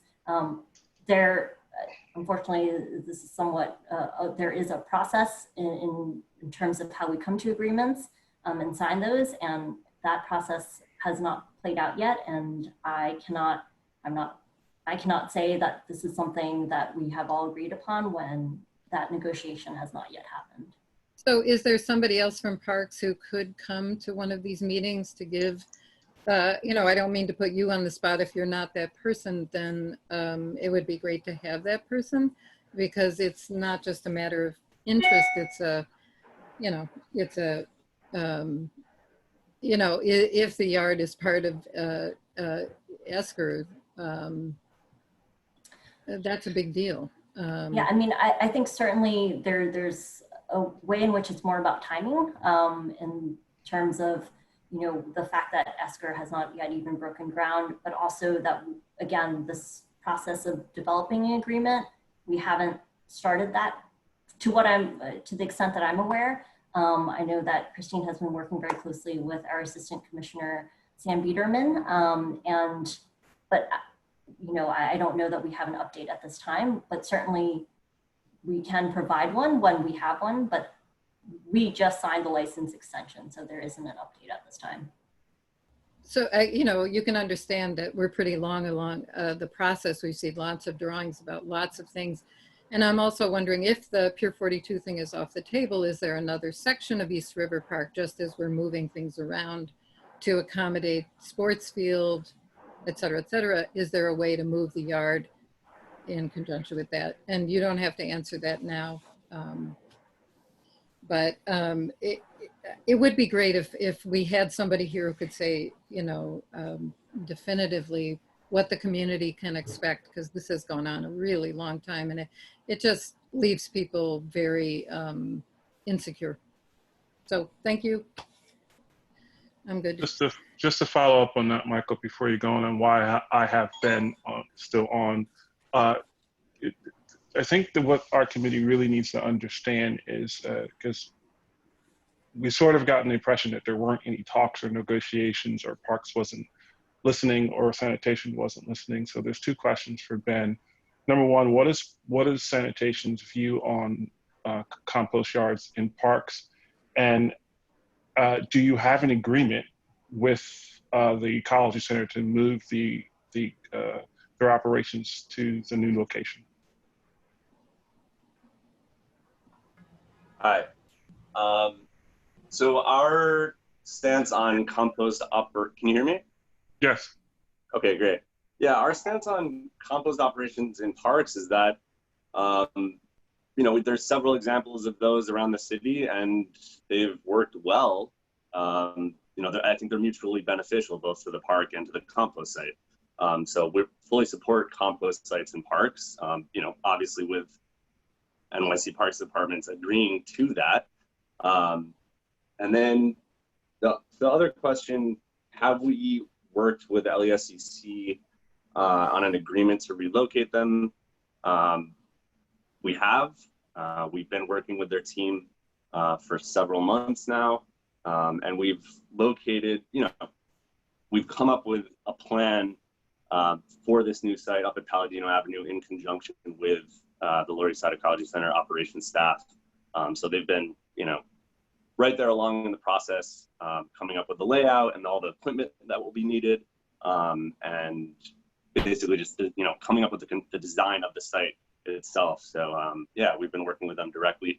We don't have a signed agreement to relocate them, but we do have a contract with them to fund them to continue doing their work in Manhattan. And so, you know, this is part of that commitment to support them. Right. Thank you, Ben. And to Alda, in terms of your negotiations or contracts with the Lower East Side Ecology Center, I assume those are ongoing, but you mentioned that you do have a signed agreement. Yeah, so we had an ongoing license that has been renewed for, I think, several years. I don't know all the details, but the license that the Lower East Side Ecology Center has for their presence in East River Park, it includes the Fireboat House, where they have offices and do educational programming as well as compost. That license agreement expired in August, and so we wanted to renew that for their presence in East River Park until the East Side Coastal Resiliency project construction starts, and so that we can accommodate the relocation timeline. As part of that extension, what was signed, there is language in there that addresses that the Seward Park Park House, which they will be relocating to. We have agreed to, and I may not have the language exactly right, but agreed to come up with an agreement for their use of that site. And so like that will be memorialized in an agreement. There is also language in there where Parks states that we will enter into good faith negotiations for their return to East River Park, which is, you know, the license agreement that we had previously was for their presence in East River Park, the many facets of it. So that is what the extension has. It's a fairly simple extension in terms of, you know, it's not very lengthy, but that is sort of the basis of where we are going to start the additional like negotiations for both the drafting the Seward Park Park House agreement, and then the subsequent negotiations about what does the future presence in East River Park look like. And we don't have details beyond that at this point. Okay, thank you. And I'm not But gonna... are they in the drawings for East River Park? Because there are drawings, right, for East River Park? The drawings are done. For the DDC project? No, the construction drawings for ESCR. So is it included in those drawings? The elevation of the site is, but not the, I think we want to understand what the future operations would look like. Is it going to be the same as it is now? That we have not, exactly copied and pasted what their existing footprint is and placed it in the drawings for the future. It would just be Thank you. great to have, the insecurity and this entire process. And I don't mean to put you on the spot. And I know we have a lot on this agenda, but this has been an ongoing question that never gets answered. So I thank you. And yep. All right, Michael, who's next? Robin Chattel. Hi, I have a question for Q, a quick question for Will, and one for Ben. So I just want to go, since we're on the topic of the compost yard, is Ben still on the? Yes, he's still on. So I'm wondering if there's ever, was the idea of a floating compost yard ever brought up in the conversation? If the concern is also to not remove it from the community? And that would probably involve, I suppose. No, to my knowledge, the idea of a floating compost yard wasn't brought to my attention, and it's not something that I've been in discussions about. Isn't that I can imagine there'd be a lot of regulatory complications because it's, the East River is such a thoroughfare and there's a ferry terminal right there. But yeah, interesting idea, but hasn't been explored. I guess someone should explore it though, huh? It sounds like it's worth an exploration. It would keep it in the community. All right. I'd be interested to hear examples about it if you have them. Sure. Yeah. I'll find you some. I knew there was an eco barge for many years up on the off of Pier I in the 70s. So I'll look into it. I have a question for Will or Alda. I'm confused about the deck. It sounded like that there was going to be some temporary sporting fields, but now, Will, you said it wouldn't be ready until 2022. So I'm just confused about that. Could you please clarify? Either one of you?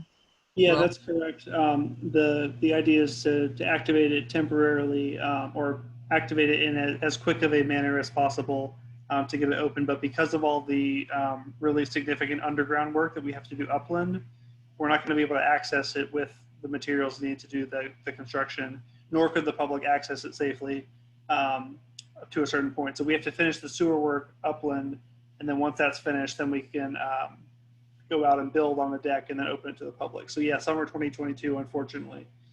We also had about a 6-month delay in the process because of COVID. So that's the quick timeline, 2022. Okay. Unfortunately. Q, can you go to slide 27 and 28, please? Sure. Thanks.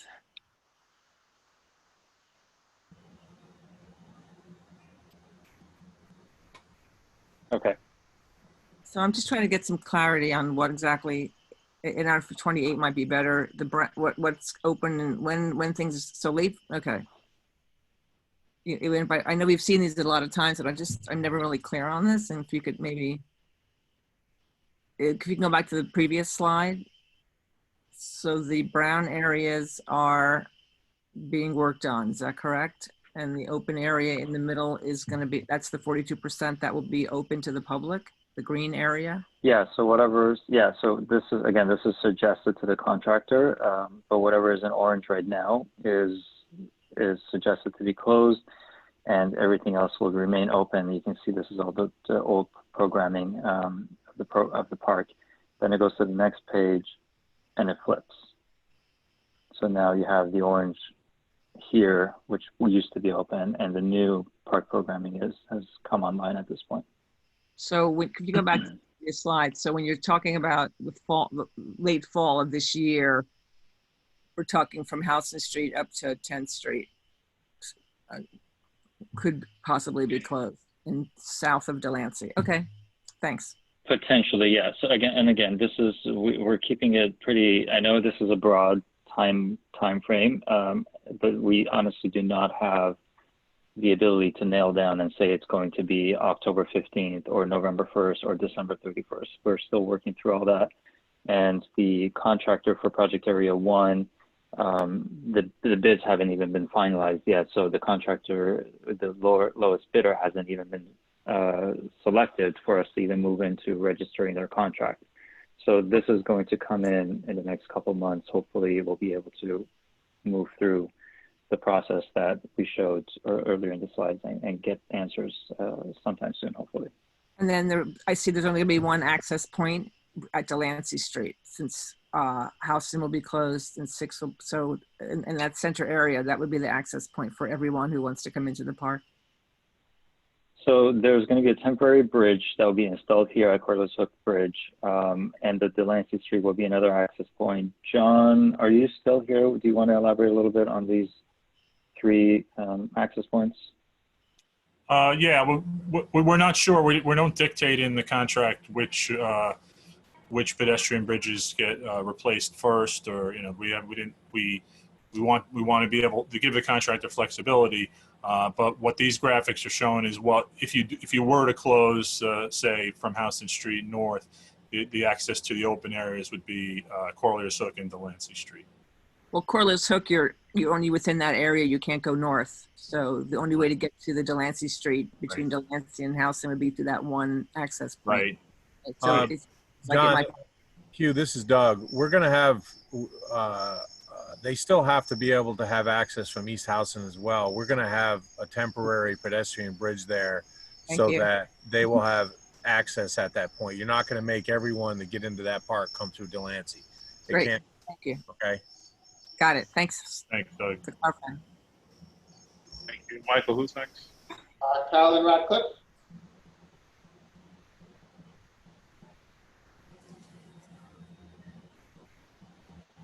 Carolyn, you need to unmute.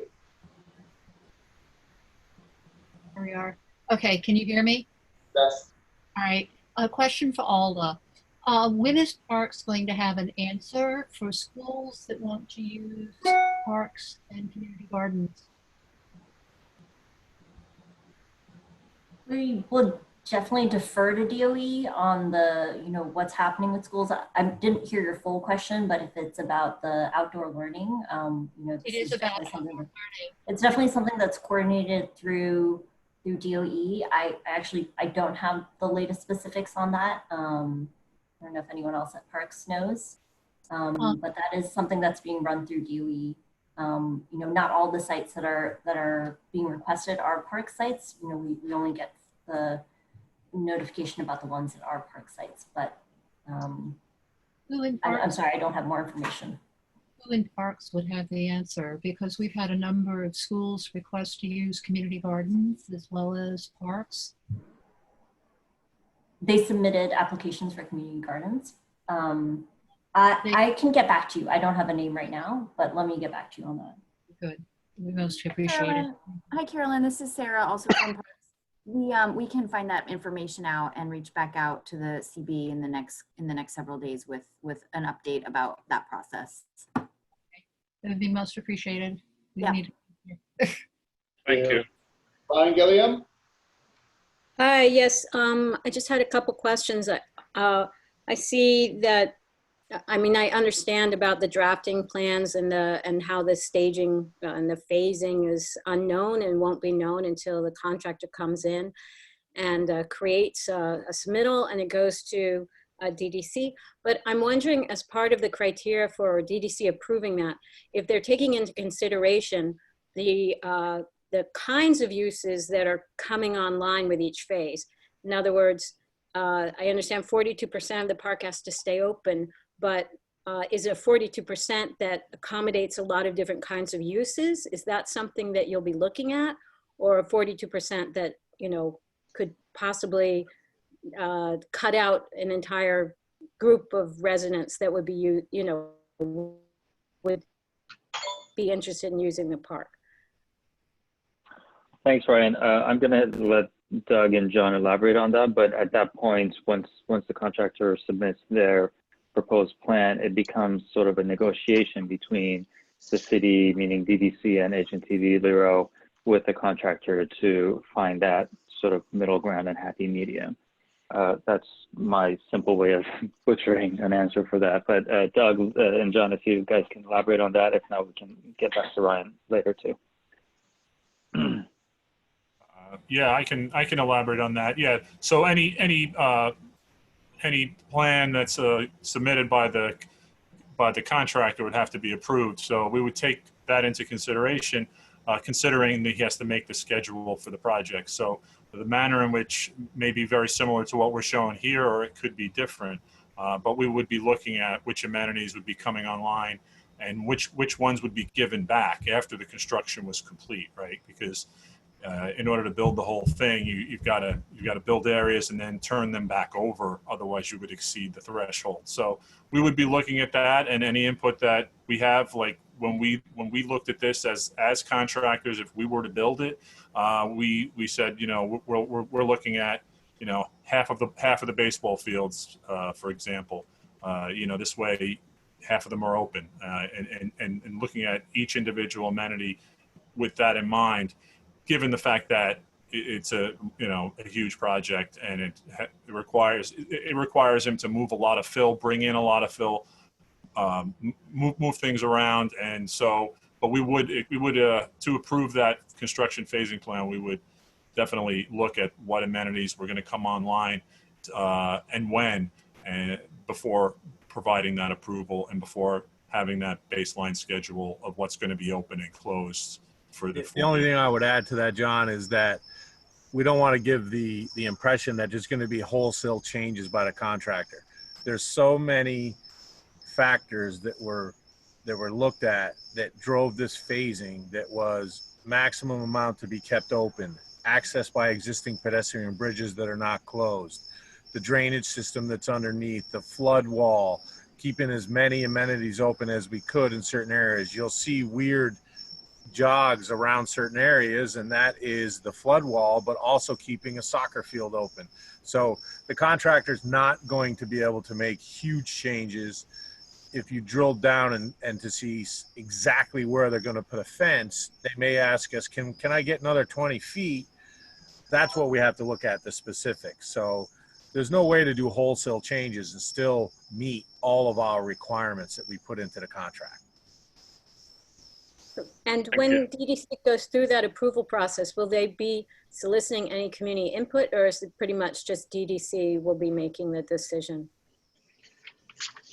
I mean, I would say we're going to do the same process.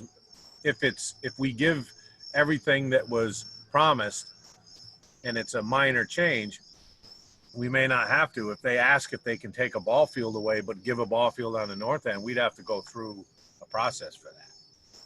I'll let Q. Exactly. If it's that's pretty much it at this point. We have to see how that unfolds with their proposal and how it compares against everything that we've heard from the community, all the priorities that we already know and have listed here on our end, and we've been keeping track of, and everything that the city as a whole has committed to. So there's like there's just multiple layers that have to be overlaid over that. And if we see that there's a drastic, significant departure from all of that, then we have to figure that out as a team. And also we could reach out to the community to see if there is some flexibility with similar to what Doug said. Maybe I don't know. I don't want to get ahead, but let's see how that unfolds, and we'll let you folks know. Yeah, Q. The other thing to mention is we showed some slides about awarding the contract and then the time it takes to get to NTP.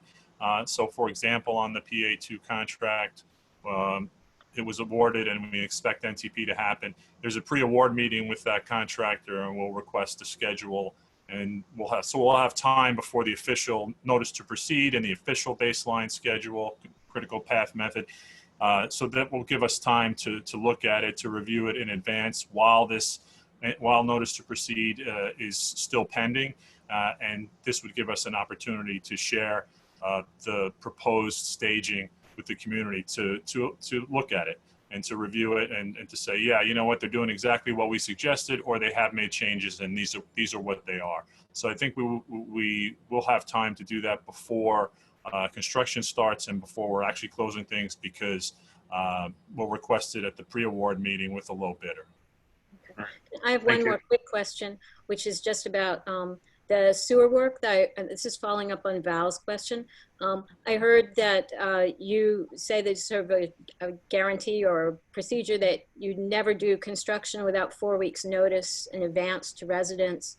And I was concerned that given that there's a November timeline for doing that sewer work and that is going to affect residents, that I wasn't hearing clearly that there would be in-person outreach that would be able to meet that deadline. Again, talking about folks that don't have, you know, easy online access. And I just wanted to confirm that you were planning to have some kind of in-person outreach in a, you know, a reasonable frame of time to let them know.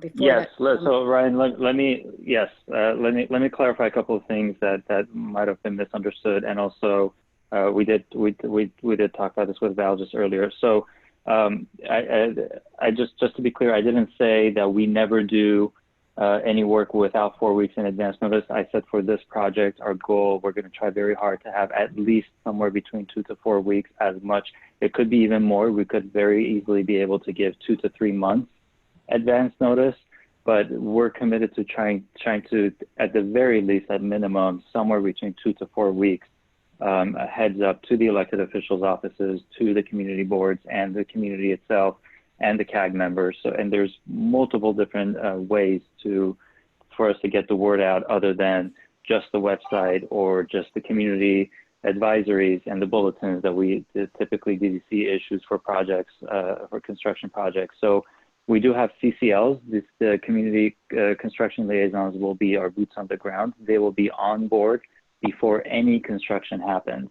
Contractor is going to get registered, and the first day that the contractor shows up on site, there will be a designated community liaison on the ground, and prior to that, introduce everybody with their contact information. There's that in-person outreach, and there's also the online sort of digital options that we already discussed, and I understand not everybody has access to tablets or laptops or internet and all that, but we are here to fill in that gap. So if there's anywhere that there's a in-person, of course there's COVID going on right now, but if there's anywhere that you folks all see that there's a need for more in-person presence, please reach out to us, let us know, and we'll figure it out to reach out to those folks. I hope that helps. And I pulled up this slide, this page here. You can dive deeper later on, but it sort of explains everything in detail.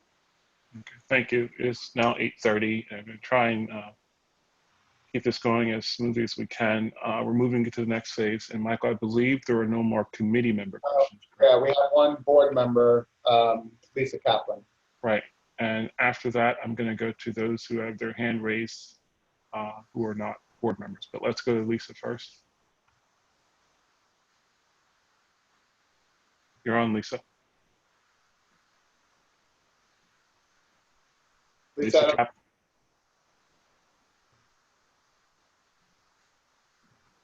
Lisa, you're unmuted, but we can't hear you. Can you hear me now? Yes, ma'am. Oh, sorry. I guess it didn't work with my earphones on. Sorry. So I'm afraid I want to follow up a little bit more on the Eastside Ecology Center. There was some reference made to you had the city had taken a look and couldn't find another site south of 124th Street. I guess I'd like to know specifically, for instance, why the deck in Pier 42 couldn't be used at least until the time construction wasn't expected to be started on that deck. And if not, could you explain a little bit what the criteria is for a site for the compost yard? And why other areas within the Lower East Side could not be considered?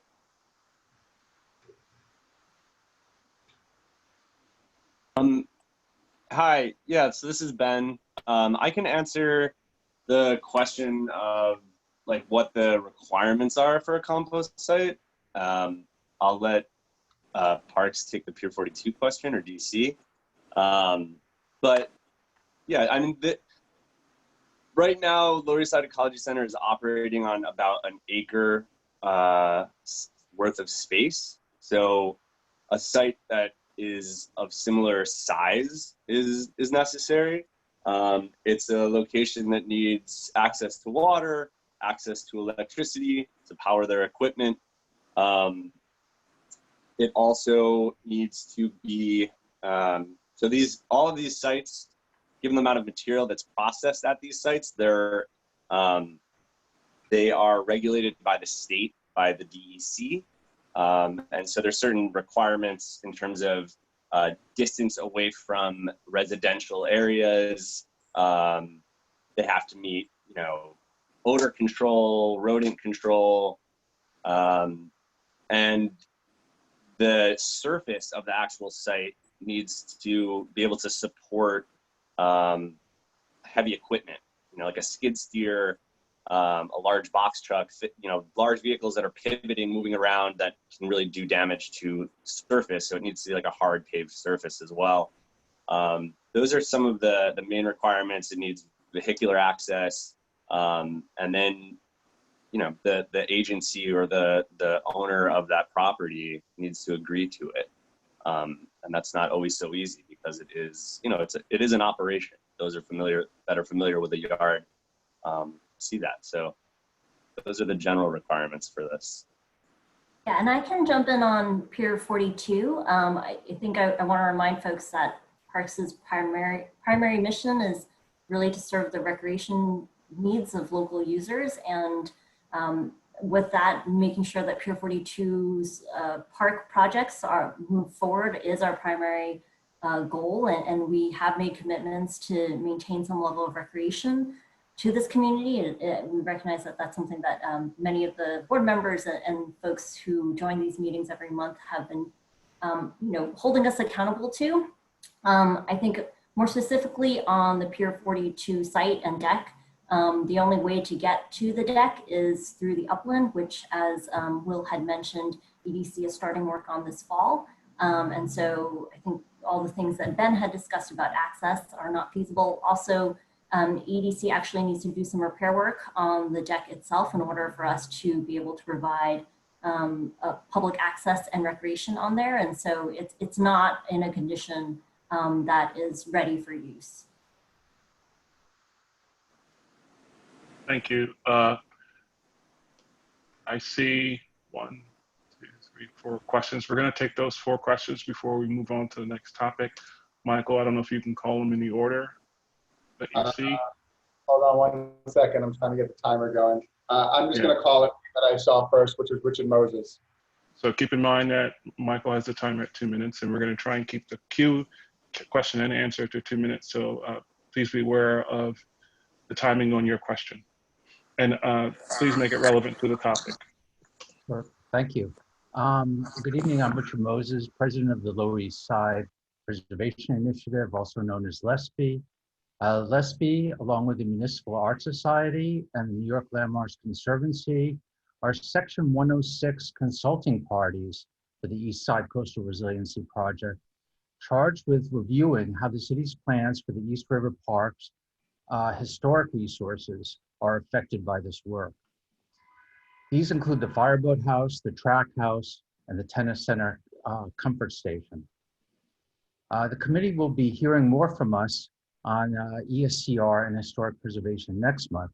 But for now, I just want to say that we were expecting much closer and more direct coordination and correspondence and consultation between the city and us on the historic preservation issues concerning these buildings, particularly the Fireboat House at this point. We were expecting to be consulting with the city administration all through the planning process. Instead, we become aware of plans after they've been finalized. This isn't the way the process is supposed to work.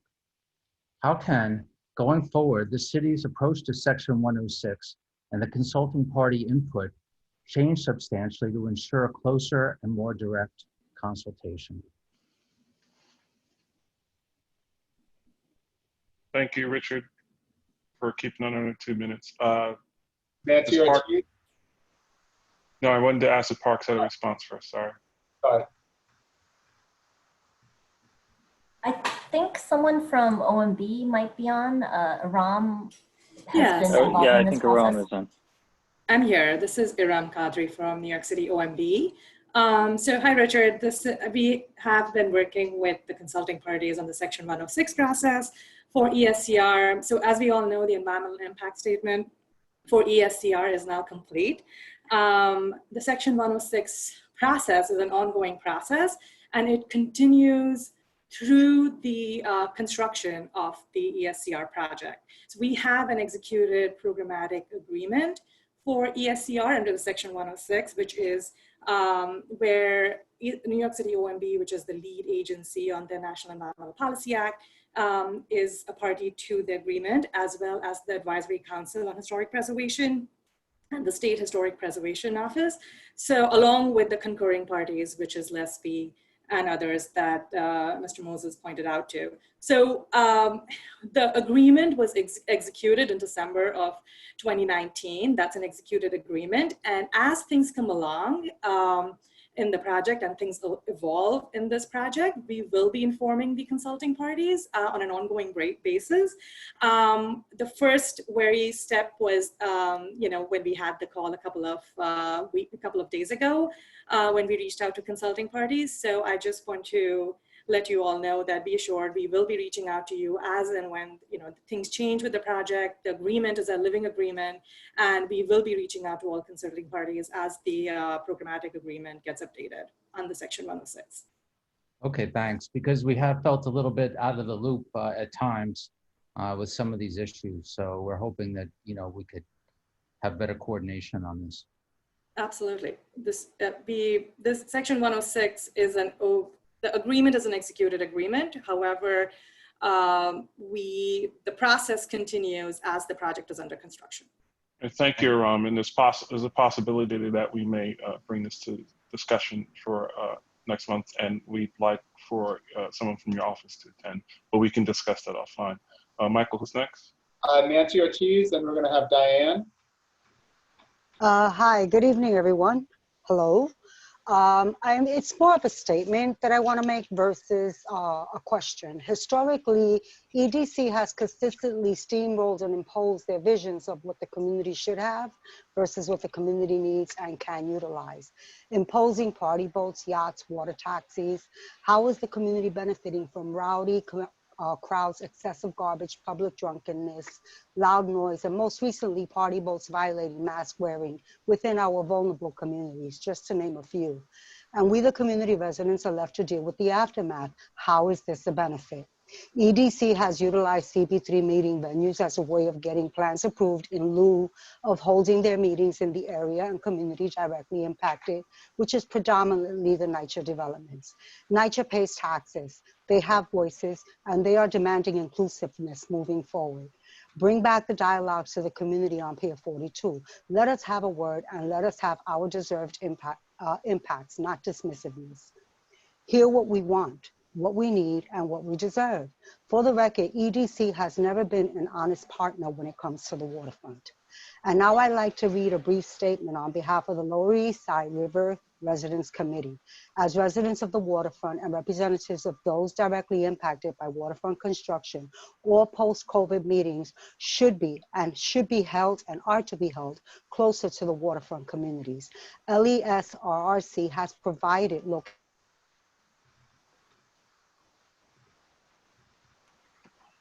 Nancy, you muted yourself somehow.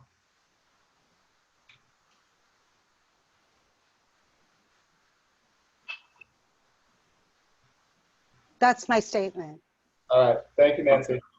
Oh, and before I finish, please note that right behind Pier 42, you have a serious aging population, in addition with lack of internet and language barriers, that I certainly hope they are going to do exclusive outreach to this population. Thank you. Thank you. Nancy, this is Q. Very quickly, Trevor, I'm sorry. Yes, absolutely. We have all that ready. We're working on that. Every aspect of our outreach will include multilingual, bilingual options, whether it's the CCLs or the website or materials that we're going to publish, the advisories that will get posted. So we're well aware of that. It's a high priority, and we'll definitely try our best to cover everything as we can. And again, if you folks see any gaps or any shortcomings in any of these areas, please reach out to myself or anybody else on my team and let us know. All right, thank you. I'm really trying to manage time to get everyone a chance to speak. So Michael, can you queue up the next Sure. speakers? There's only 4 hands raised, so in order, it will be Diane, John Blasco, Al Morales, and then Frank Avila Goldman. And keep in mind that after the last speaker, we are going to move to the next topic. And please keep your question to, hopefully your question will be related to what we're discussing. Go ahead. Diane? Hi. Yes. Can you hear me? Yes. Okay. So last month we talked about getting an update from DOT about the status of an alternative to the Greenway as one of the mitigations for Esker and possibly for Pier 42 as well. That wasn't on the agenda this month, so I'm wondering what is the status of that, and can we get an update on that soon? Yeah, Neg, are you on from DOT? Yes, I'm here, Q. Hi, everybody. Great. I don't know if you can hear me. This is Neg Laku from DOT. So regarding the question about the new bike lane, protected bike lane on Avenue C, the bike unit is planning to come to the community this fall. They're going to start the community engagement process. And the plan is to essentially implement that protected bike lane by this spring. So the process will be started this fall, yeah. Thank you, Nick. So, and, yeah. And when you say they're coming to the community board or through other means? No, they'll be starting with the community board. Yes. Thank you. And Diane, just for reference, that will probably go to the Transportation Committee. So please be sure to check the calendar on the website. Next person, Michael. John Blasco. Hi, everyone. John Blasco here, district leader and Jacob Reese resident. Just wanted to say a couple of things within my boundaries as district leader. We have 3 big NYCHA developments going through construction, scaffolding, and roof work right now for recovery and resiliency: Baruch Houses, Wald, and Reese. I think I've said this before, but it's imperative that NYCHA is here at these discussions, regardless of what the topic is. And I know that many community board members have said that too. I'm asking for the community board or DDC or the contractor or whoever's responsible to put in a formal request with NYCHA to be present. And I will do everything in my power as district leader to enforce the message. Regarding the construction fencing that was mentioned earlier about the artwork, there's an organization called Art Bridge that's actually partnering with NYCHA to bring in some NYCHA residents who are also artists. They're going to be putting up some artwork in the construction fencing that we have here in the developments. So I'm happy to make a connection. If there isn't one, I think that we could use a model that's similar to that for ESCR. In terms of employment and hiring of local residents, I just wanted to take this time to just shout out employment groups that we have here in the neighborhood, like Jobs Plus from Henry Street Settlement, the LES Employment Network, good old Lower East Side. We should be making connections there. Thank you for the barbecue grills at Dry Dock. I think that people will be very excited about it, especially in Jacob Reese. I would, though, encourage better lighting in that walkway because it is pretty dark.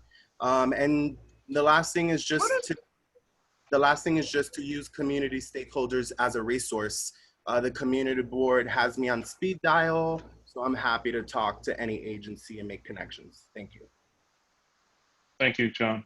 John, thank you for that, and absolutely feel free to reach out to myself directly. I have my colleagues here, Ophelia and Faye, everybody else, so we're happy to coordinate on anything and everything that you and everybody else would like to get involved. So let me know, and we'll reach out to discuss more with you. Thanks for that.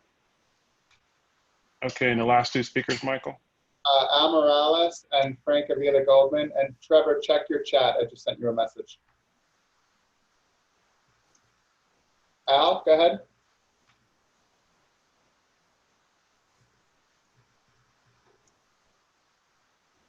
Al, we can't hear you.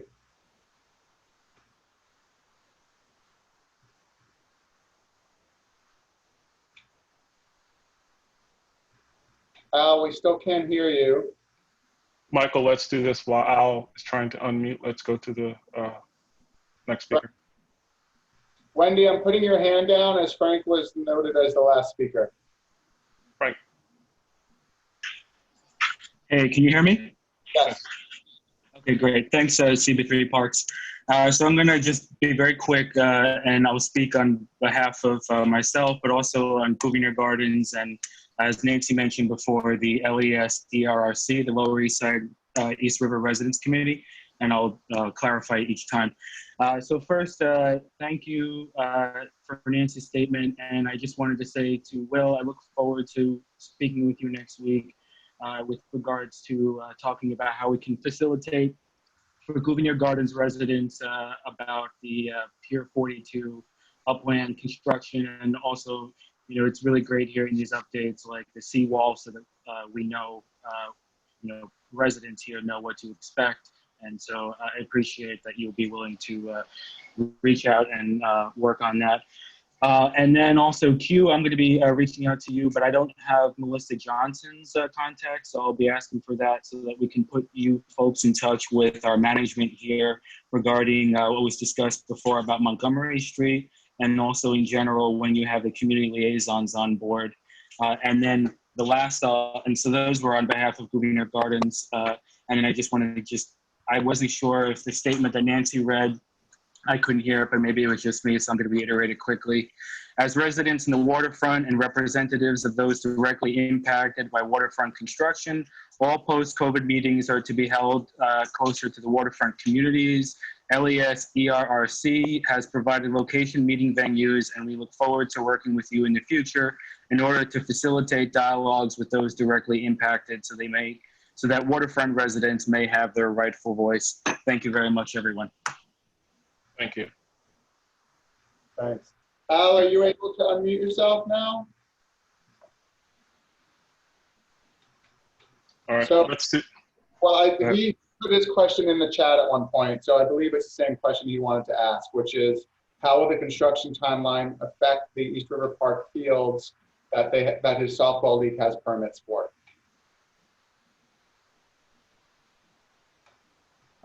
Again, we don't have detailed timeframes on that, so we have to get back to you on that. Doug, John, anything you can shed some light on that? You know, obviously this is being very closely coordinated with our colleagues at Parks Department too. No, but I'm not sure if I can give a straight answer right now. Q, at this point, we can get back to them on exactly which fields they're talking about and which fields are left open during phase one, so that we know they're not impacted. But we're going to have to coordinate with them and get the specific fields and then get back to them. Okay, thank you. We have worked in the LES Ecology Center and compost yard update within that presentation. So I'm going to allow for Christine to talk, keeping in mind that we did discuss this as part of the ESCR. So Christine, go ahead.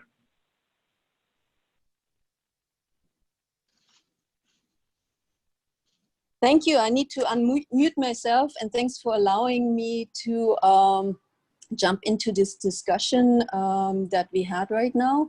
I want to just clarify a few things, if you may. I wanted to talk a little bit more about the compost yard and just... Christine, can you identify who you are? I think that will help people. Yeah, sure. Yeah, my name is Cristina Datz Romero, and I'm the Executive Director and co-founder of the Lower East Side Ecology Center. And I'm here to talk about the compost yard, which has been in East River Park since 1998. And the Ecology Center would like to request support from CB3 to ensure that there will be a compost yard incorporated into the ESCA plan and the rebuilt East River Park. I appreciate Alda talking a little bit about the process. So far, I do not see a compost yard incorporated into this project. And if the construction is getting bidded out now, that's the process we are in. I really have huge questions about when Parks thinks they can incorporate design for the compost yard, because it is actually really past time that we engage and that we come up with a design for the yard. Just to remind everyone, the compost yard is a fully funded project. We raised $2.1 million in capital funds. Parks hired a architecture firm to make a design that was approved by the Public Design Commission in 2017. And then the design was basically, or this whole process, the next step would have been to bid it out for construction and build it. And that process never happened because of ESCA, and that makes sense. You know, you don't want to create something that will be impacted by a much larger construction. But in 2019, we had one meeting with a team of DDC and Parks where we discussed how to incorporate the compost yard into the ESCA construction. That was in May of 2019. And since then, we had no engagement with the Parks Department about further steps or any discussions. I appreciate Parks saying they're making best faith efforts, but I really want to understand what that really means. I feel it is really a hesitation to engage with us in discussion of how this compost yard could return to East River Park. Then I want to talk briefly about the other request that we want to put in front of the board. And that is that, so our overarching main concern is that the compost yard is returned to East River Park. And as far as I can tell, there is no commitment from the Parks Department to do so. And if we don't get this commitment now, it will not happen, because the ESCA construction, if it's not in the construction package, it's not going to happen. Then furthermore, we would like to ask the board for support in our request to temporarily operate our compost program in the parking lot just south of its current location in East River Park. As construction timelines for PS 42 have been halted, this location provides an opportunity to maintain a vibrant compost program for Lower East Side residents and provide opportunity for outdoor recreation through volunteering and access to composting. The parking lot we speak of is supposed to be turned into a passive recreational lawn as part of EDC's Pier 42 upland work, and is physically separated from the Pier 42 site. Temporarily locating the compost yard to this site will not prevent the construction of the upland portion of Pier 42. And by the way, Ecology Center with many other groups have advocated for years to make a park out of Pier 42. So we are not like advocating for this project not to go forward. We actually fought hard to make that a reality. Once the compost yard is reconstructed during ESCA, we will then be able to move back into our current space, and the parking lot can be turned into a passive recreational lawn as planned currently under the master plan. So that is our two requests to the board, and I hope that we can consider a resolution to support these requests. Thank you. Let me weigh in on a couple of things, because I still think there's some confusion about what you're calling a parking lot. And I'm going to ask Parks to clarify again, because I know that you, Christine, you've worked on this before. We sat through many hours of community meetings, went through many plans. We have 8 resolutions about Pier 42, which is not a parking lot. It is going to be a park. So I think we need to be very clear about that, but I'm going to let Parks do that, because I'm really looking at this as especially the resolutions we have in front of us for the past 8 years about the design of that park. And you mentioned that it was part of East River Park. So I just need Alda to clarify whether it's part of East River Park or part of Pier 42 Park. Yeah, so this is an area that is going to be improved under the Pier 42 Upland Park project. And EDC can confirm this. It is a project that is fully funded. It's moving forward, groundbreaking this fall. And that is what the city would like to proceed with. We've gotten a lot of pressure over the years to develop this site as a publicly accessible open space. And that is what we are intending to do.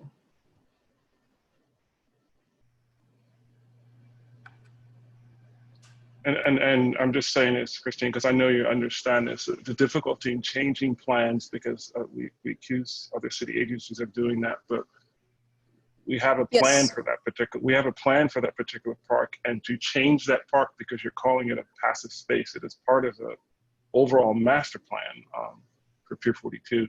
Someone did mention that we need to look at other sites, including a floating barge.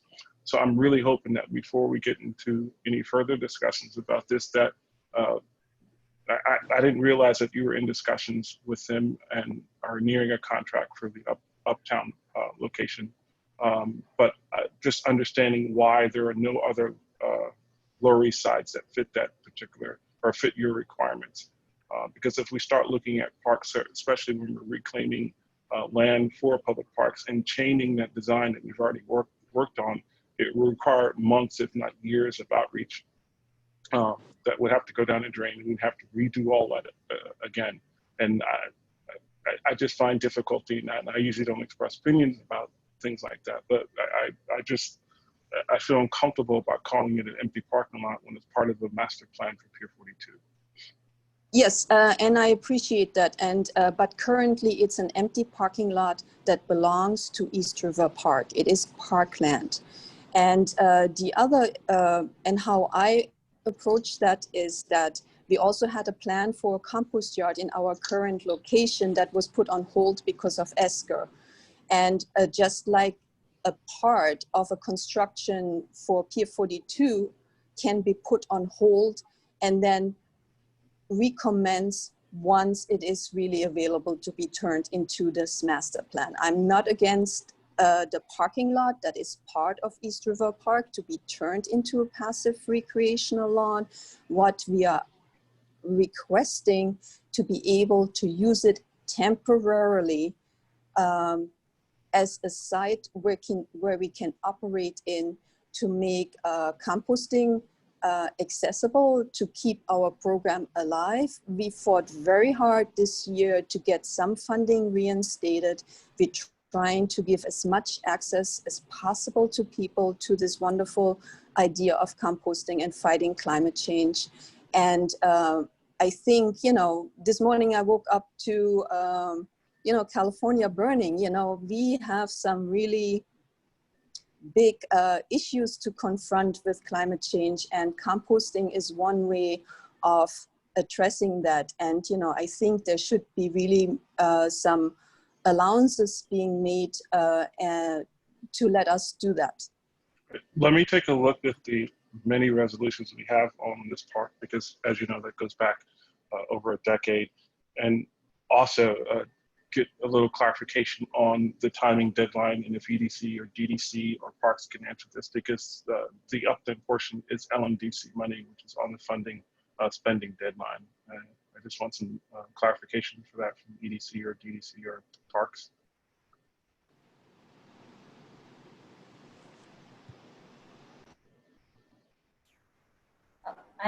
I don't know the LMDC funding off the top of my head. I don't know if EDC might be more familiar with that. But there are timelines associated with that funding, and yes, the Upland project is funded through LMDC funds. But we can follow up with more information on that. Okay. It is likely that we will continue this discussion next month as we get more clarification. But the point of tonight's meeting is to get as much clarification about any agreements and updates with regards to the Ecology Center and the compost yard. So thank you. Thank you. I appreciate that opportunity. Next up, and it's going to be all EDC. So Michael, does Will need to share his screen, or do you have his PDF? So Lauren Messier, who's on here as well, is going to be a presenter. I can give a brief introduction. Sure, go ahead. Michael, would you mind getting Lauren's screen as she should have the PDF here ready for us though. Already done. Thank you, excellent. Great, so so we are going to be going through here a presentation. What is in the Public Design Commission is referred to as preliminary design, but we are really quite far along here. This project, which is the Brooklyn Bridge Montgomery Coastal Resilience Project, formerly known as Two Bridges Coastal Resiliency. We're excited to be back here. We've talked a lot about community involvement in projects here, and I just want to remind folks here who are in the room that the project was unfortunately paused in April because EDC and the city were busy responding to the COVID outbreak. We had a lot of folks who were concerned about that and who pushed for this project to continue, including Community Board 3 and a number of other folks who signed on to letters. And that really helped us to unlock this project and get back to work. So we are glad to be back here. Lauren Messier from AECOM will be presenting through this design presentation, but just a couple notes before that. There is a slide in here about the community engagement that we've done to date. There are several dozen meetings that we have either attended or hosted. I do want to address the letter that a few folks spoke about, Nancy and Frank. So yeah, thank you for that letter. I think we have, I think it's really important for us to be in front of the community as close to the project area as we can when we're presenting about this. Obviously, we're not going to be presenting in the near future in public and in person because of restrictions on gatherings and COVID safety. As many of you saw last winter and last spring, we did 4 or 5 individual briefings at individual buildings along the waterfront at the request of tenant association leaders and residents. So we are always happy to do that. As long as you know how to get in touch with us, and I think I just want to make sure that we be really clear and upfront that we're always want to get as close to the project area as we can and be as inclusive as we can in our outreach. So yeah, like Lauren, or like I just mentioned, the slide here shows the community outreach done to date on this project. So currently where we are nearing 75% design. We are returning to PDC, the Public Design Commission, next month on October 19th or 18th for the second round of review in the preliminary phase.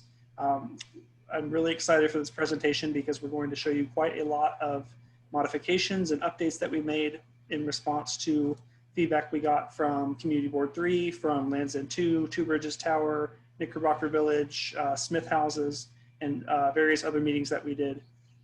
So a lot of that feedback is incorporated here. You'll see that tonight. And then we should also probably, I should probably also say that we're going to be having another sort of meeting outside of the community board. We're looking to do a sort of standalone public meeting. The format of that is, of course, to be determined, but somehow digital, virtually, sometime this fall. So probably in November or December, we'll have a standalone meeting regarding this. We know that there's a lot happening in Community Board 3, especially regarding resiliency in the waterfront. So thanks everybody who made it out here and for your patience. I think I want to echo something that I think John Bosco said earlier tonight. There are a lot of community meetings these days, and there's a lot of things that are pulling our attention in all directions, but I think it's really, really important that folks make it to these meetings. I loved to hear earlier when we had, when I heard that there were 100 attendees at this meeting.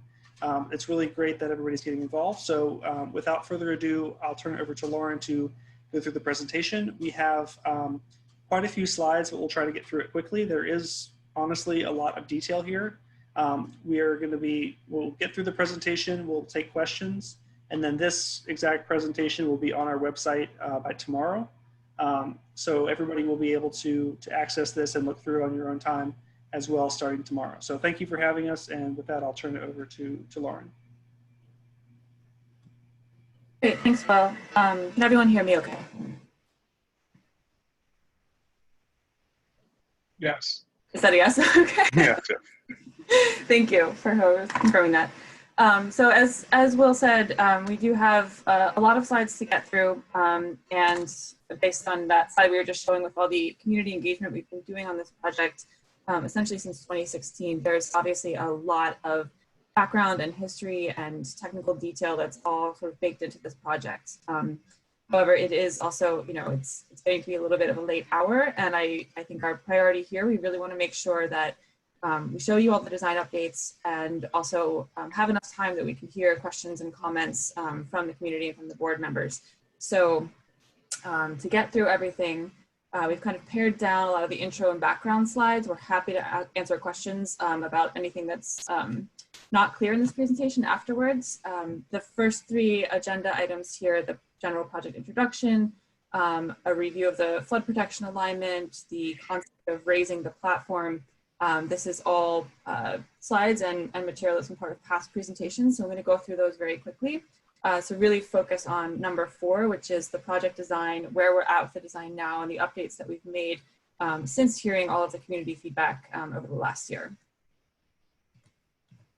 So the first one, the introduction, again, just as a reminder, while this is now sort of a separate standalone project, the Brooklyn Bridge Montgomery Coastal Resilience, this did all start back in 2016 as part of the larger Lower Manhattan Coastal Resiliency master plan for the city. So now this is one of multiple projects that the city is implementing around Lower Manhattan. Our project area goes from the Brooklyn Bridge in the south to Montgomery Street in the north. The majority of it is along sort of the public esplanade at the waterfront underneath the elevated FDR. So this project area is a little bit unique in that we are overlapping with a number of other existing in development and proposed projects. In particular, there will be some updates after this presentation on the ERE, the East River Esplanade Package 4, which is currently nearing completion of construction, as well as the Brooklyn Bridge Esplanade project, which directly overlaps with our project area shown in the black dashed outline here. So the BBE project shown in yellow, we do overlap a little bit, but we've been closely coordinating with that project team throughout the duration of this project, as well as theirs, to mitigate any potential future impacts between the two projects under construction. And also just as a recap to all of our past presentations, as we were developing the initial concepts for this project and developing what the flood protection infrastructure was going to be, a real key priority that we identified through all of our conversations with community members was the preservation of views and access to the existing waterfront. The challenge was always, how do we implement flood protection that can mitigate the risk of flooding due to these massive coastal storm surges without blocking and taking away the public's access to the waterfront at all of these view corridors. Which brings us to the flood infrastructure that we are planning to introduce as part of this project. So I'm going to go through 3 quick enlargements. And again, this is a recap to past presentations. Everything shown in yellow, these are our flip-up gates. And the flip-up gates are they're basically flood protection infrastructure that sits flat and flush with the ground during 99% of the time during sunny days. And then for a storm condition, these barriers will actually be flipped up into a vertical position to complete this line of protection. So everything shown in orange are these flip-up barriers. And then in red and the dark gray is above ground flood protection infrastructure that will be visible all of the time.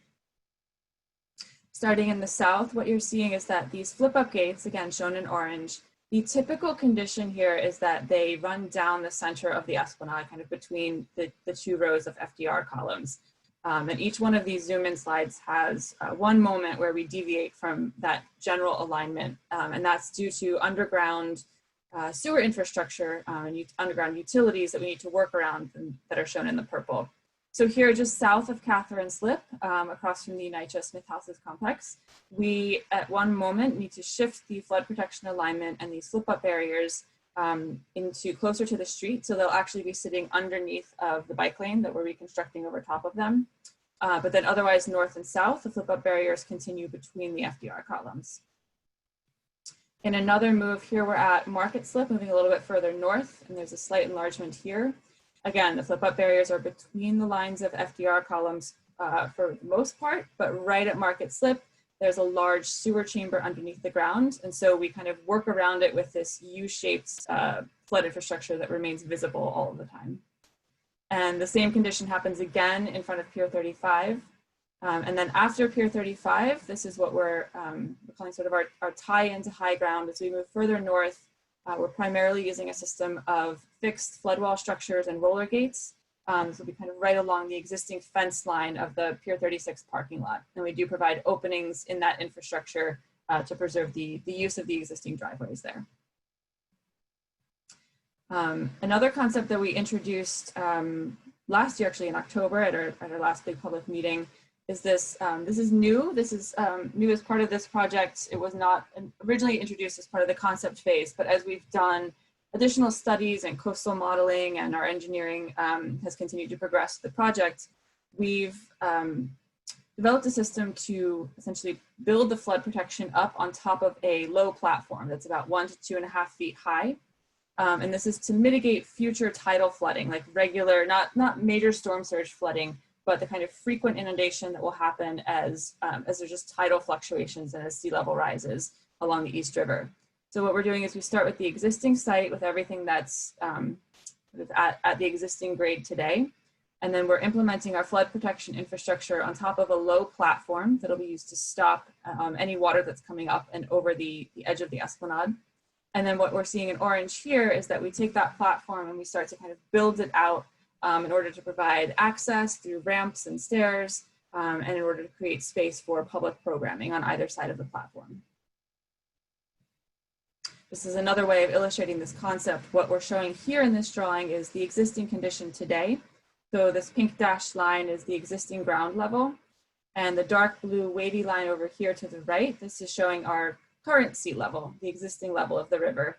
And what we predict will happen by the 2050s is that the river level will raise high enough that with really extreme high tides or even like small storms, you know, your typical sort of thunderstorm, not a major coastal storm, that water level will be high enough that it'll start to splash up and over the existing esplanade edge and then flow down into the neighborhood. So in order to prevent that from happening all the time, we're implementing the flood protection infrastructure, but we're building it up a little bit higher. So we're raising the center of the esplanade up a couple of feet in order to stop that frequent flooding from happening.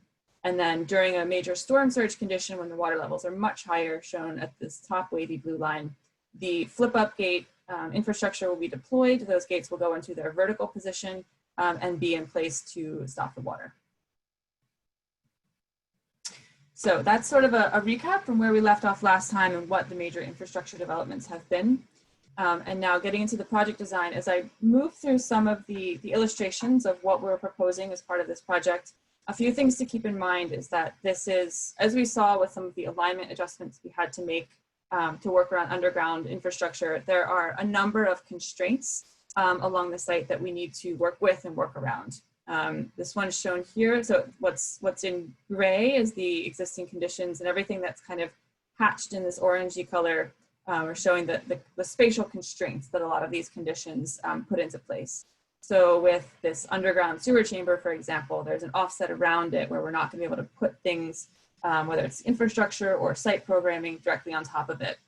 Right along the edge of the waterfront, we want to maintain a vehicular access corridor so that maintenance vehicles or emergency vehicles are able to have access all the way along continuously along the waterfront when needed.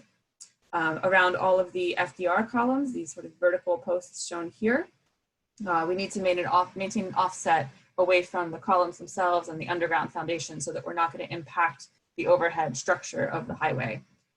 There's also, you'll see across the alignment, there are these regularly spaced posts or columns here. And these are what both power the flip-up gates to deploy and go into their vertical position. And these posts are also what the gates will seal against when they're in their upright position.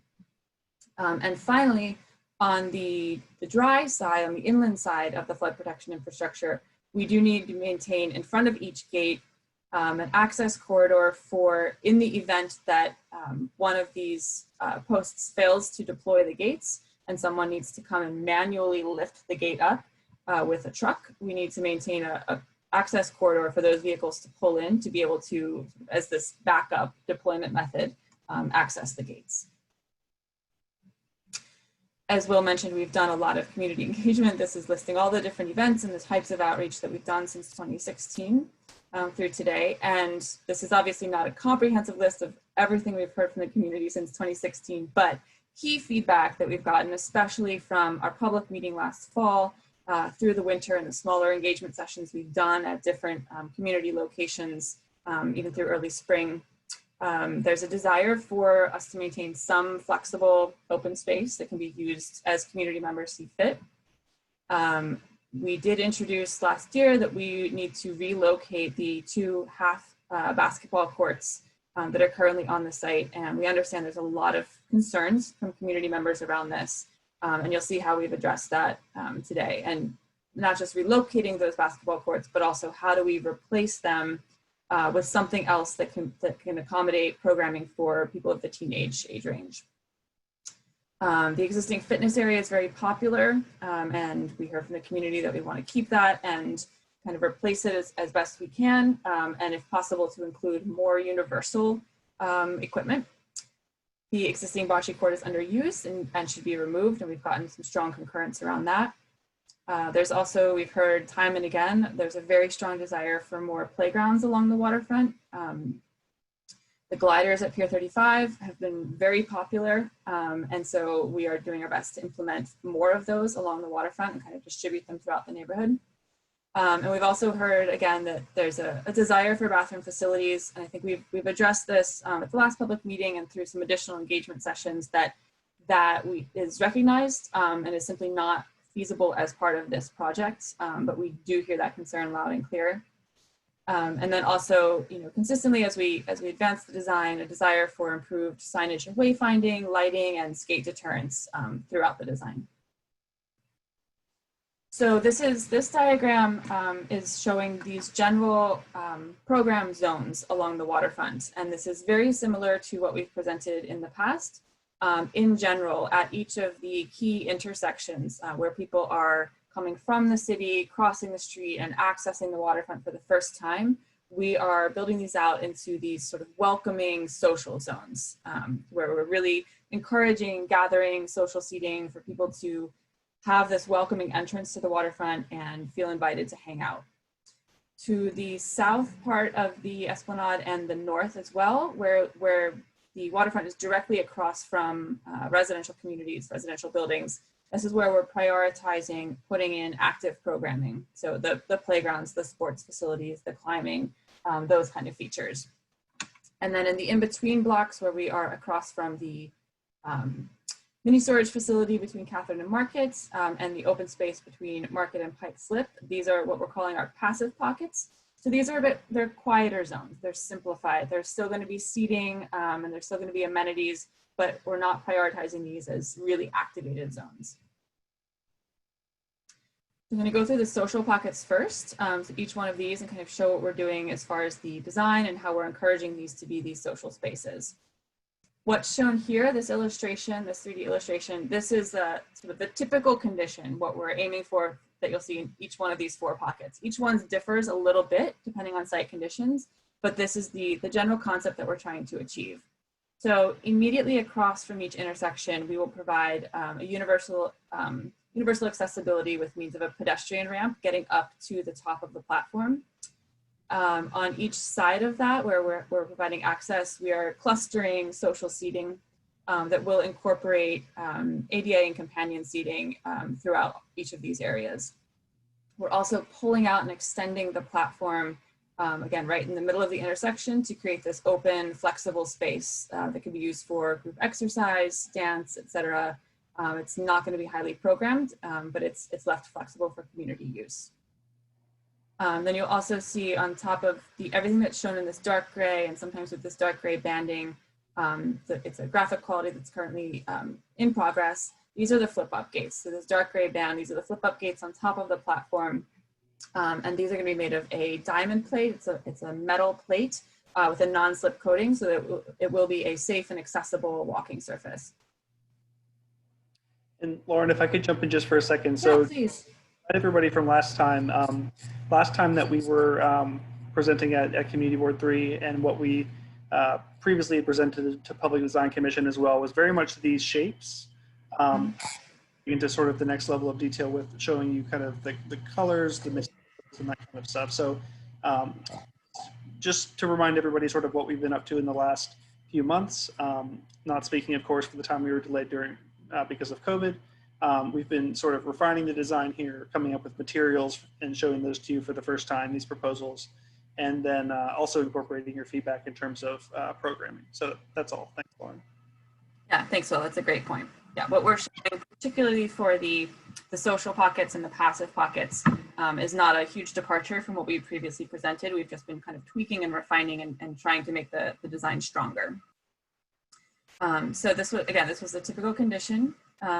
So this slide is showing specifically what the design is going to look like at Catherine Slip. And I think of all of our 4 social pockets, this one most closely resembles that sort of typical condition. So we have our accessible ramps that come up, and then they do come back down to the waterfront on either side. We have our social seating pockets with game tables, companion seating, chaise lounges. We have our flexible use platform with some seating built into it, sort of facing out towards the waterfront. We're also including bike racks at each one of these social pockets, so that these are also the entry areas for cyclists who want to stop and enjoy the waterfront along the way. And one note, everything that is shown, just the seating and the furnishings that are shown up against the waterfront railing, these are what are either existing as part of the East River Esplanade Package 3, or in this case, currently being constructed as part of the East River Esplanade Package 4, or further south as part of the Brooklyn Bridge Esplanade. So we are doing our best not to impact those designs close to the waterfront unless absolutely necessary. This is just a plan view, so I'm just going to switch to the rendering just for the sake of time. So this is a view we're standing on the water side of the raised platform at Catherine Slip, sort of facing south and looking into one of these social pockets with a number of different types and varieties of seating. People are sitting in different directions. There's game tables placed back here. And again, trying to leave the existing promenade along the waterfront open and accessible. Also in this view, you're seeing one of those sort of up close for the first time, one of those HPUs, the hydraulic power units, these columns that house, again, they're large, but they're housing all the power and equipment needed to deploy the gates on either side. And this sort of gray strip up the side, this is a flat steel panel, and this is what the gates actually seal against, physically seal against when they're in their upright position. This is that same view. We're standing in the same location, looking to the same place, but now this is during a storm event. And so this is what the gates would look like on the water side when they're deployed into their vertical position. So you can see it sealing up against these posts. This is another view. Again, we're still at Catherine Slip, but now on the dry side, looking towards the ramp that's leading up to the top of the platform, this flexible use space that kind of juts out and extends out from the platform area. We're also embedding seating elements on the dry side at all of these key intersections. And this is the same view. Again, we're in the same place, looking the same direction, but now you're looking at these gates in their deployed vertical position. But now this is on the dry side, obviously, so the waves aren't coming through. Okay, the next one is Market Slip. And again, we're introducing all the same elements that we did at Catherine Slip, the access ramps close to the crosswalks, the social seating pockets with chaise lounges and game tables, etc. Here, we pointed to it in the earlier slide as we were going through the alignment infrastructure.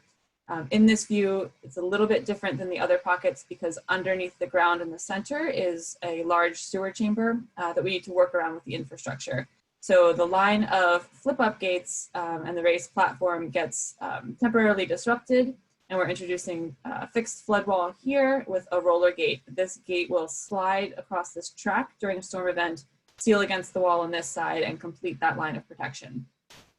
We heard some concerns from community members around safety last time, especially with a structure like this, that's this large sort of corner structure. You know, someone could be hiding there in the dark at night. It creates a kind of a safety issue. So we're addressing that by adding sort of an architectural screen, basically an architectural fence that goes across that will have a gate in it for access to the HPU that's embedded here. And we can see that in this view. So this is looking towards the waterfront from Market Slip. And this is that architectural screen that's basically running a buffer from that sort of L-shaped rigid structure. Pike Slip, again, it's very similar to what we saw at Catherine Slip in the typical pocket. So we have our access ramps, our flexible platforms, and our social seating grouped areas on either side. This right here is one of the existing planters as part of the East River Esplanade, and again, existing furnishing. Plan view. This is a view of that as you're coming across the crosswalk, crossing the street at the bike lane, looking up towards the ramp, getting up to the top of the platform where people are strolling across and looking out and enjoying the waterfront. And again, seating embedded with companion seating spaces are always provided in all of our seating areas. And finally, Rucker Slip. In order to, we're Rucker Slip towards the north. We're still trying to provide a lot of active programming on either side. So it gets a little bit more condensed here. Our social seating pocket is directly across from the ramp with ramps on either side of it. And that's in order to provide more room for the active programming, which we'll show you in a few slides, north and south of it. And so this is a view now at Rucker Slip, standing on top of this raised platform with the seating areas and the esplanade to the left, to the right, the ramp and the steps that provide access up on top of the platform. In our passive pockets, again, as I mentioned, we keep these spaces a little bit quieter along the esplanade. So we're still introducing, again, this is sort of our typical condition. There are two of these. We are still introducing some seating elements on top of the platform. These in the passive pockets are where we have our ramps coming back down to the esplanade. And then these structures here are the gliders that we are following a really similar design to what exists at Pier 35, but we're introducing a new frame and support structure since we don't have the overhead canopy that Pier 35 does. So this is the passive pocket that's between Catherine and Market Slip. You can see our access ramps, the simple sort of quiet seating elements looking out towards the waterfront, and then the two pairs of gliders that we're introducing here. And here's a rendering of what that could look like with the ramp going up, the seating on top of the raised platform, people being able to stroll along the top of the platform, and then the glider swings embedded next to it. Again, similar to this between Market and Pike Slip, again, we're introducing some seating elements, different types of it. We have some chaise lounges here that are being embedded in the platform, our access ramps, and then our two gliders. And here's a closer view of what those look like. So again, the design of the gliders from sort of this top connection piece down is really similar to what is currently existing at Pier 35. We're just bringing in and introducing a new supportive frame for them.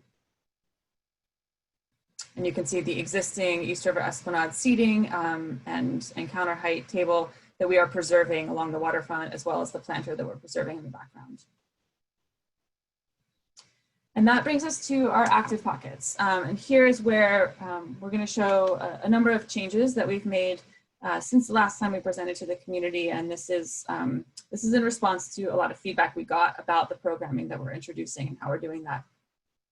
So across from Robert Wagner Place, this is in this location. We had previously identified this area and explained this to the community that because of the position of the alignment here, it's actually in this stretch, it is closer to the water side FDR columns than it is anywhere else along the esplanade. What that means is that between our flood protection alignment and the street and the bike lane, we have more room here to fit larger programmatic elements than we do anywhere else in the Esplanade. So this is the only place where it's really feasible to fit in another half basketball court.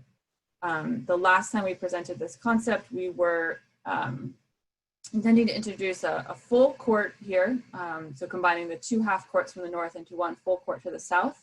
But we got a lot of mixed feedback from different community members. Some of them really wanted to make sure we keep basketball somewhere on the site, and others who, in particular, in this space, preferred alternate types of program. So we did hear feedback that we do want a picnic area somewhere on the site. So we're organizing that next to the court here. We're not introducing barbecue pits. We're underneath the FDR. It's not feasible, but we are providing tables and picnic tables. And then slightly to the north of the basketball court, again, because we're not providing that full court, we have a little more room here that we're introducing and designing a small performance space. So the platform that the gates are on top of juts out a little bit to create a sort of raised stage area, and then also a lower stage area below that we will signify with some paving treatments. And then we're organizing seating elements around that, creating a kind of a mini amphitheater. We're also introducing 1 more of these glider elements to the south. We did hear from this portion of the community that everyone likes the gliders at Pier 35, but they are a bit far away. So we're trying to bring 1 of those elements down here. And then we're also extending some of the seating onto to the water side to make sure that we also still have some of these like social seating areas facing out towards the waterfront. One other thing to point out here in the lower left-hand corner, there are these green boxes. These are some storage containers that we're introducing for the Parks Department to use to support their ongoing maintenance of the site. And then there will be a similar sort of fence and screen wrapping around those so that everyone's not looking at storage containers, but it'll be an architectural screen similar to what we saw at Market Slip. Plan view. This is an illustration of what that performance space could look like at night.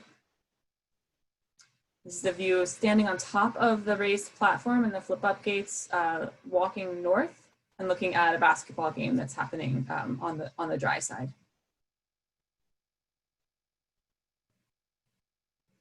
Moving slightly further north, directly south of, just south of Catherine Slip, this is our south play area. We have 2 sort of distinct spaces within this. This pocket here that I'm gesturing to with my cursor, this is intended as a 2 to 5-year-old playground. So a lot of sort of noise making, sensory type of play for kids to explore, touch, play with sound, play with audio. And then the south area, this is still in progress. So forgive me for the fact that the portion that I'm gesturing to right here doesn't seem to have anything in it. It's invisible play equipment.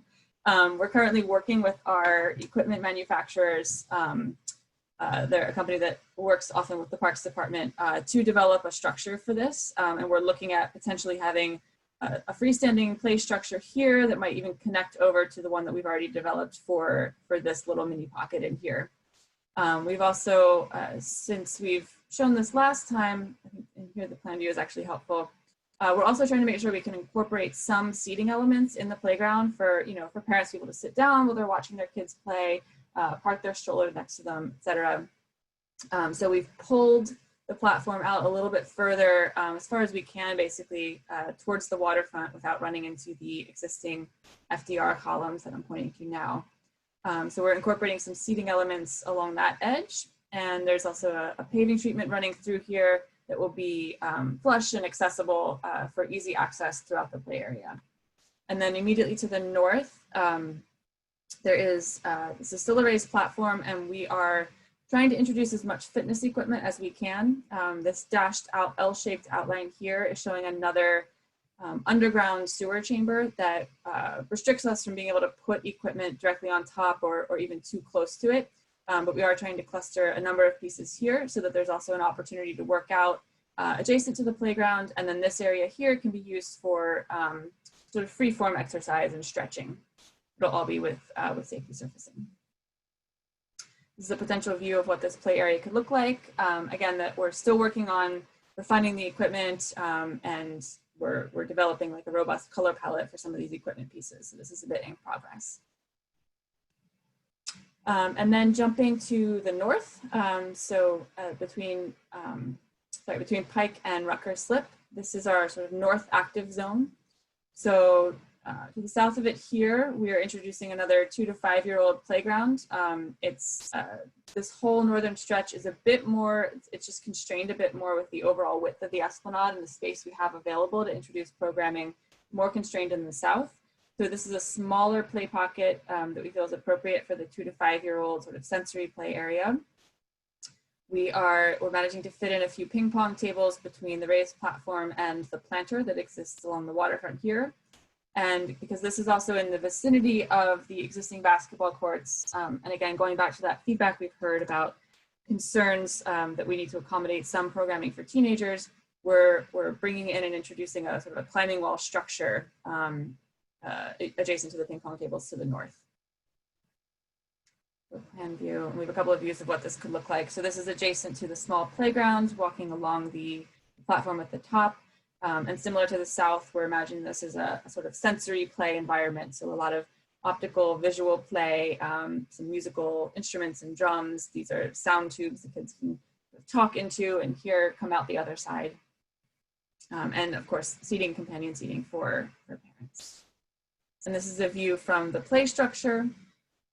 This is meant for the older kid age range. This is sort of sitting up in the netting and in the climbing structure with the kids and looking down out towards the waterfront.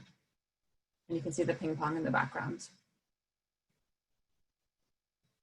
And finally, to complete our active program towards the north, and this is in the area where there is the existing fitness area.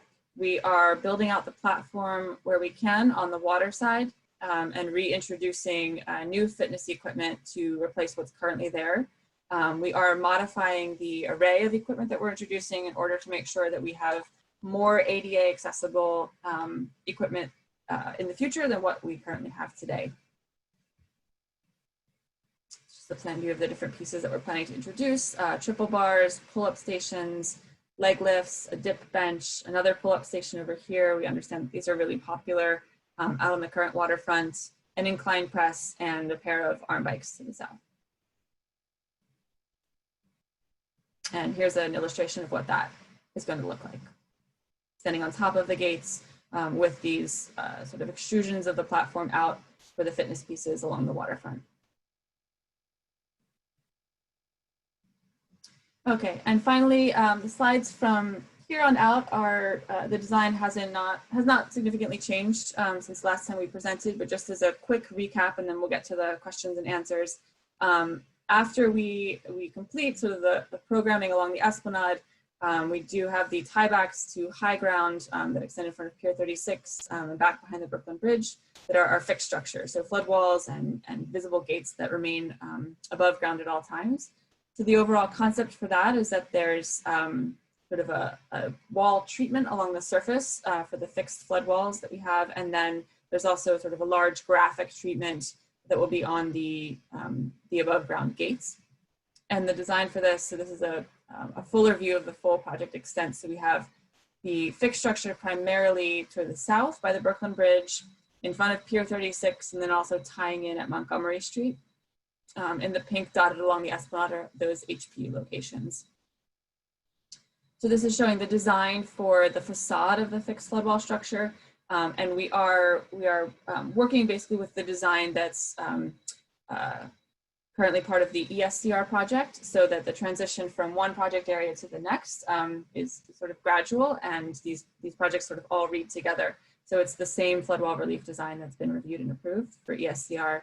This is a view of how all of those different types of modules and the banding will fit together to create a holistic pattern across the site. And again, we have some above grade gates. Unlike the flip up gates, these are visible 100% of the time. And so these also need their own unique design. The numbers shown in pink, these are the roller gates that sort of slide closed. And these two purple ones are swing gates.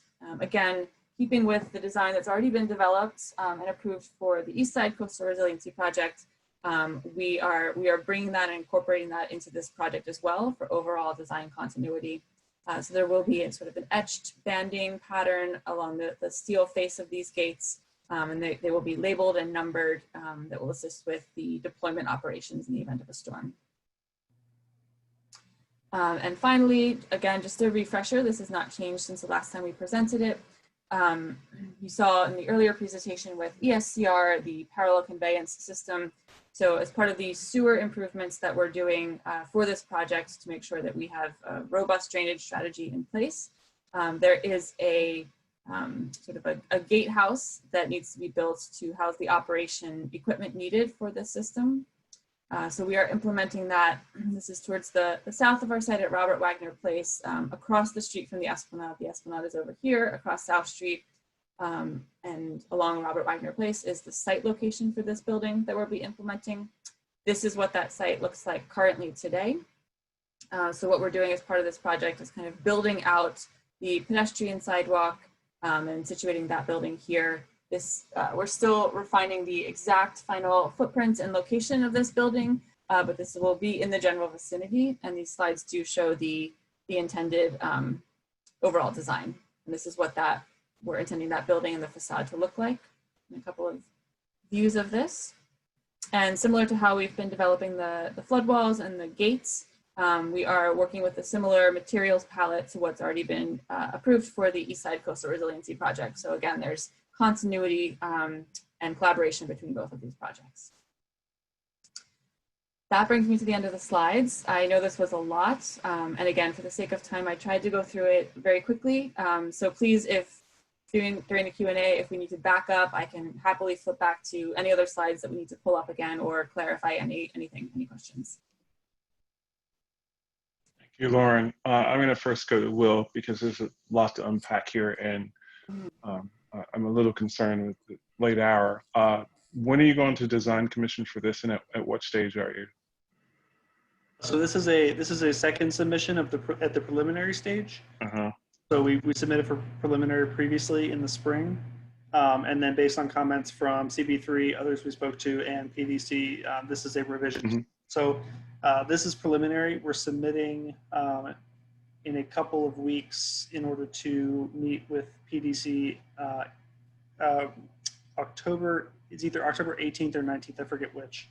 And then, Lauren, do you know approximately when PDC final would be in that schedule? That puts us oh, you're on mute. Sometime early next year?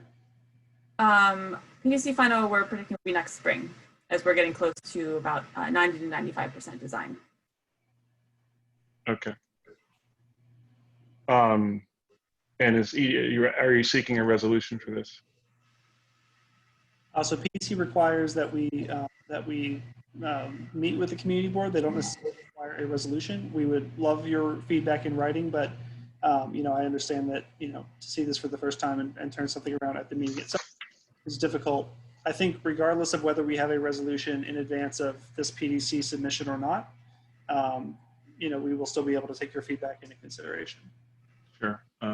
I'm going to have some feedback, but I'm going to see if there are any committee members who have raised their hand. So folks, there's a number of people from the public who have raised their hands. I'm going to be lowering them. Again, we're doing board members first. So when we get to public session, you can raise your hand then. So first board member I see is David Adams. Hello? I guess you can hear me. I'm curious that there's skateboarders and rollerbladers. Are the services being done to prevent them from having it, or are there other places where they can have it? So we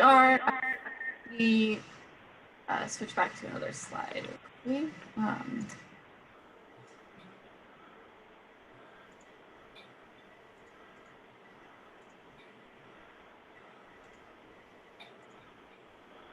So David, while Lauren finds the specific go ahead, Will.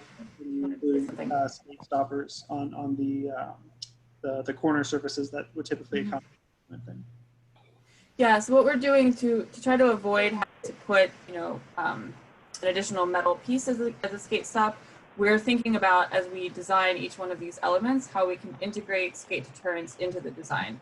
So what you're seeing here, for example, with all of these precast bench units, you know, these are sort of manufactured as individual modules and then on site. And so we're building in, as part of that assembly, these sort of rivets in the design of the benches that will deter skateboarding. We're also using the rhythm and the spacing of where we're putting slats on top of the benches to also disrupt, you know, instead of having a long, flat, smooth surface, we've both got these indented joints as well as the wood slats that go on top. And we're integrating, we'll be doing similar treatments for long stretches of stairs or long platform edges. So we're trying to incorporate that throughout the design process. Yeah, is there a place for them to skateboard? Or do you have a design for them there? Not as part of this project. It was a skate park is something that we've floated during a number of different outreach sessions with the community. And we've heard by and large that that's not actually something desired as part of this project. There is a skateboard a couple of blocks inland. Well, I hope they don't try to convert it. Okay, thank you. Have a good night. Thank you. Valentina?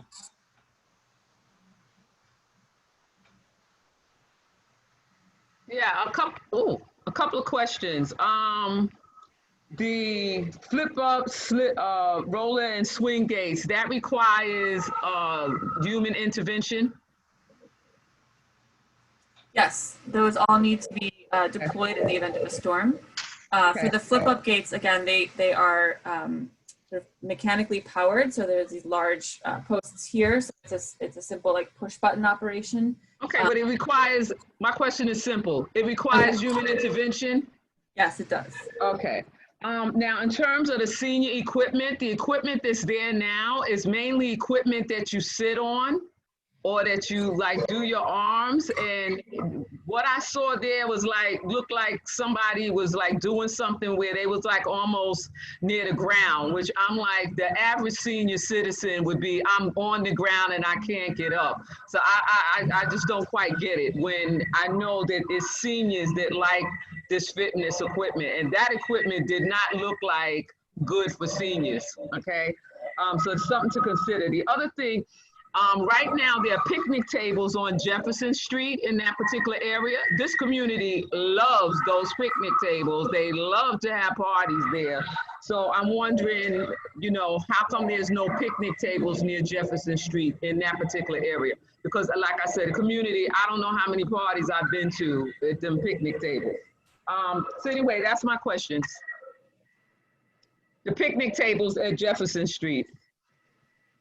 Okay. I mean, this is from the feedback that we've gotten from different outreach events.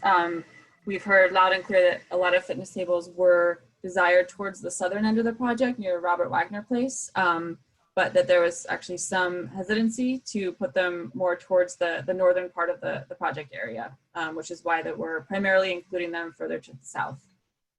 What you mean, for what was this, the picnic tables or the fitness? I was speaking to the picnic tables. Picnic table. Oh, okay. Well, they like. I'm just saying. There's some on Jefferson Street now. The community likes those, and so the other question was about the fitness equipment that you have there. Mm-hmm. Real senior friendly. Yeah, that does not look senior. Okay, senior citizen do that. They'd be on there behind, and you know they would be. I've fallen and can't get up. Not good.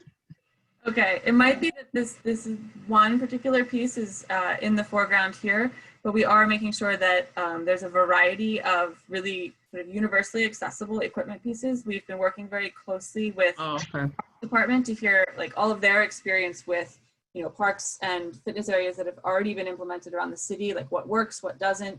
So we've been working very conscientiously with them to try to put in, you know, the best possible sort of range of equipment for all different types of users. So we are making sure that there's a lot of accessible for both senior or ADA citizens out there. Okay. All right. Thank you. Thanks. Robin Chattel. Hi. Robin. Hi. Can you hear me? Yes.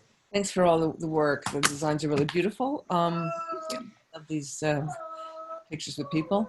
I just have a question about, so the deployment of the walls is done remotely, right? Unless somebody has to come in person. Is that my understanding? The deployment of the walls is not done remotely, it's done on site. Oh, okay. So that was a good, so that would make sure that no one is standing on them or there's nobody getting in the way. And then Correct. what happens in the, I guess you've thought about it, maybe you haven't yet, about the, if they're not working, if they don't come, if you can't get them back down, you know, like the maintenance of, because things Right. yeah. That is something that we've thought a lot about. And so there are 3 different ways that these gates get deployed. The first one is that someone can come and access the power unit that's in those posts and literally push a button, and that brings the gates up mechanically. But of course we had to think about, well, what if that doesn't work? What if that goes wrong? If there's something wrong with these sort of central power units, there's a backup deployment method, which is a portable power unit that can be brought to each individual gate to then lift them up. But if the problem might be with the gate itself, and so that backup power unit isn't working, we've been working very closely with the city to develop a third method, which I spoke to earlier with in the constraint slide, about leaving a corridor clear on the dry side so that a vehicle can pull up and literally, you know, attach itself to the gate and pull up the gates manually. And what's the time? Like, how long will it, you know, mechanically, how long will it take, do you think, for the gates to lift up once they're deployed? Well, if it's the mechanical deployment and a push button, it's actually quite quick. It's a number of minutes, but we're actually developing, and what we will present at future public meetings will be a full sort of maintenance and operations plan, as well as an emergency response plan that will outline how far in advance of a storm the crews will come out to deploy these gates, what the estimated time is, what the different backup scenarios are. So that's something that we are working on with the city, and we will present to the community once we have it sort of fully fleshed out. Okay, my last thing is, of course, everything looks so beautifully clean in all the renderings, but we know that these surfaces get dirty really quickly and worn out. So I don't know what the plan is for maintenance of that. That's also a really good question, and it's something that we've been working through as we advance the design.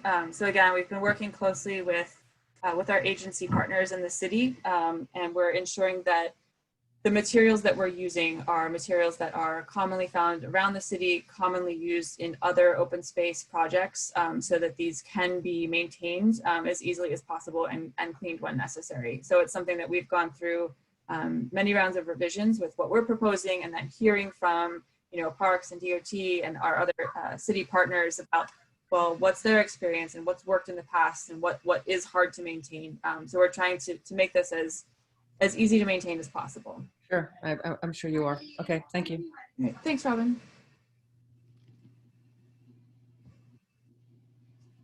Trevor, you're muted. I'm going to ask a few questions with the understanding that it is late and we're going to have more discussions about this, but some of the comments I have to make is thank you, Lauren, for blending in, especially the concerns of the residents who actually live in that area, living at near Pier 35 in that exercise area with all that activity has been problematic. And I'm glad to see that you removed the benches from the exercise area, because having picnic tables next to push-up bars just wasn't working. There's tons of food left there. And as you know, there is a serious rat problem, which I will talk about on the updated peer package 4. But can you go to the passive location at Rutgers Slip? Because right now, that area has become extremely popular for exercise folks. In fact, someone has named it an exercise park on Google. So we're seeing tons of self-led classes, and I can't make this any bigger. Did you need me to zoom in? Is that what you're saying? I'm looking for the passive at Rutgers. Oh, okay. In this particular area? Yeah, that's Rutgers Right, Slip. right at Rutgers Slip. Okay, yeah. Yeah, this area is still flexible space because right now there's at least 2 exercise classes per day in that area. Okay, so right now it's you know, the existing condition being a little bit more open, people are using it as flexible space, and that's right. So I'm trying to look, because I don't have the PDF file. as to how much will have shifted from that. Well, I'll make that comment later about this when I see this design a little closer. And this will maybe come Will's next update, and this is where we lose a lot of promises from, just to be honest, EDC. In package 4 design, which we haven't really looked at in a while, there were multiple areas where gliders are supposed to go as part of the original budget. I took a look today and I didn't see any construction on the gliders, which is package 4. So I really think we need to examine that because we're losing a lot of that design. Also, the planters in the area, and I know I sent you a picture, Will, it is horrible. One's a rat, one is infested with rats and completely dirt. So my question is to how are we going to maintain this if we can't maintain this certain small area that we have right now? I see where you're adding water fountains, but the water fountains there do not work. And I just learned that the sprinkler system up and down the entire Esplanade doesn't work, even though ours is only 1 year old. So the concerns are, that and how are we going to maintain this?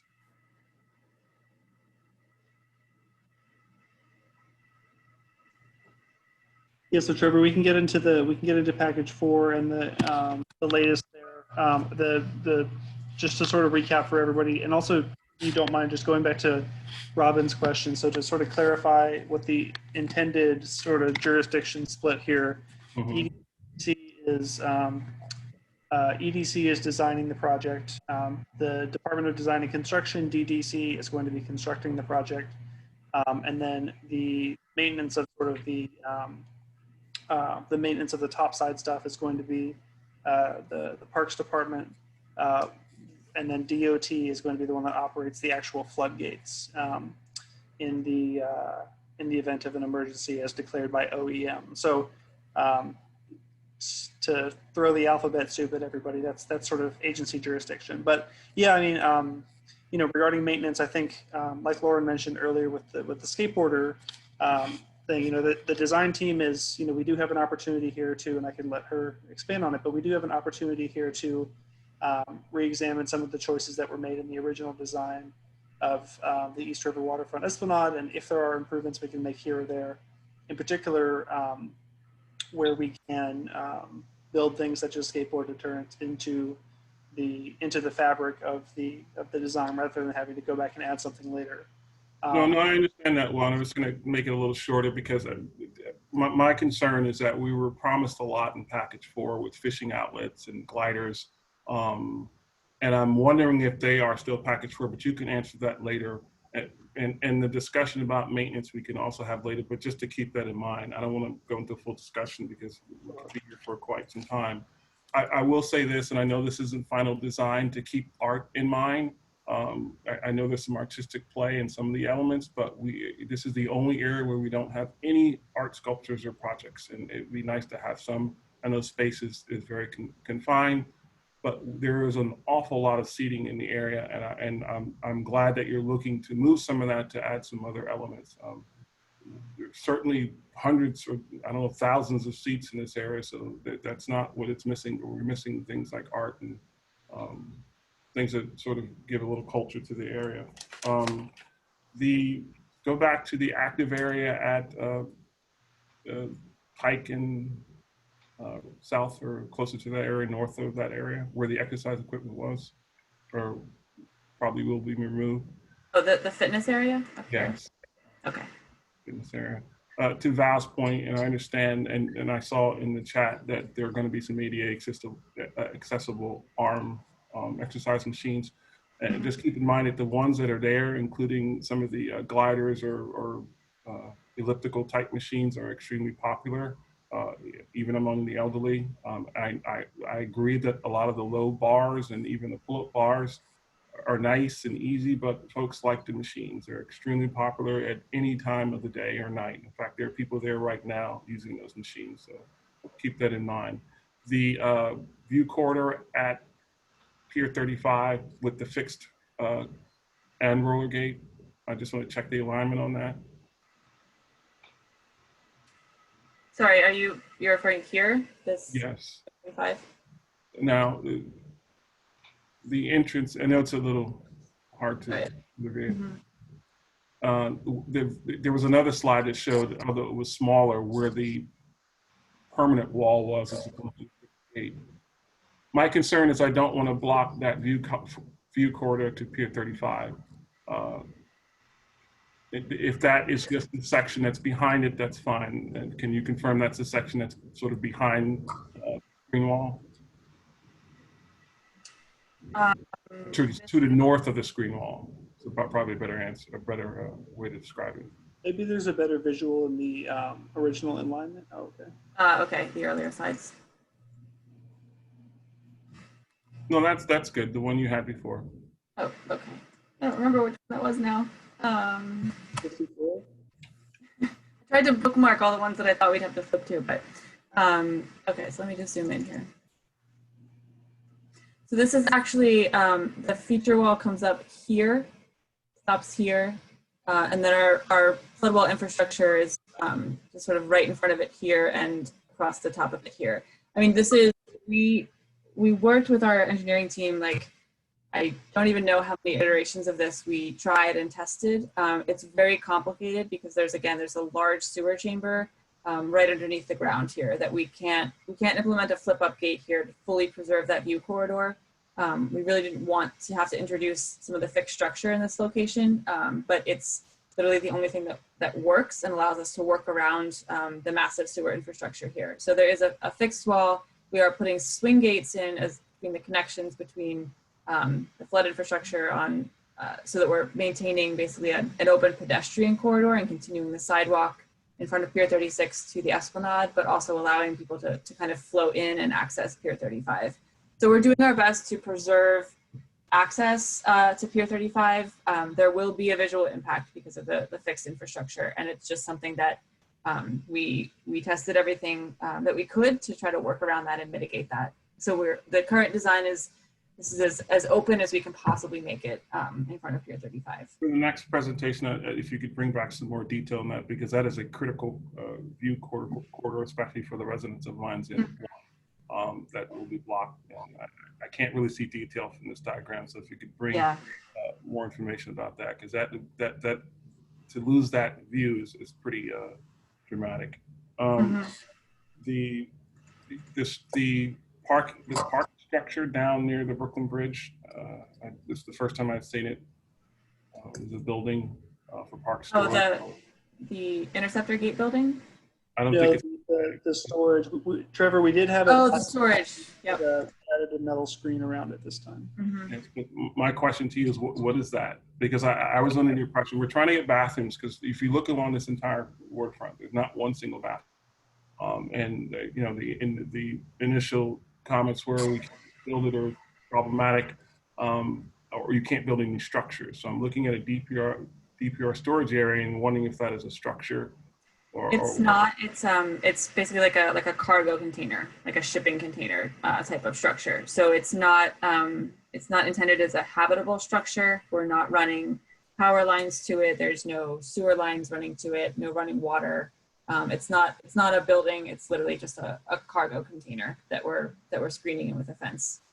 And as part of this design, we talked about possible affordable concessions, because there's no place to get anything to eat or drink, and you indicated that we could talk about flexible or movable containers or the like. Is that later in design, or is that something you're not looking at? So Trevor, I can take that one. That one's a challenge to incorporate into this project, just given the very specific nature for what the funding is for. You'll recall that we took the parking lot out of the Brooklyn Bridge Esplanade scope at the community board's request, leaving a sort of pad area that we're trying to equip with an electric hookup. Is one place, maybe not the only place, where we could potentially explore doing a sort of concession type thing. So we have been talking about that a little bit, and need to sort of do some more due diligence, but I think I would just say it would be outside of the scope of BMCR, but we can still talk about it. Right. I'm going to limit that because it's getting late and I know you get an update. Michael, are there any questions? There's two public people with their hands up, three now. Tommy Loeb, Grace, and Frank. And now there's Christina. Let's just take who you saw first, and we'll continue from there. It's already 10:06, so go ahead. All right, Tommy.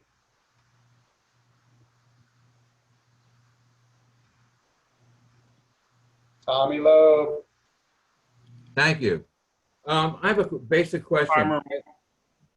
As part of the ESCR, we've been told that the elevation has to be go up 6 to 8 feet in order to accommodate future sea level rise also.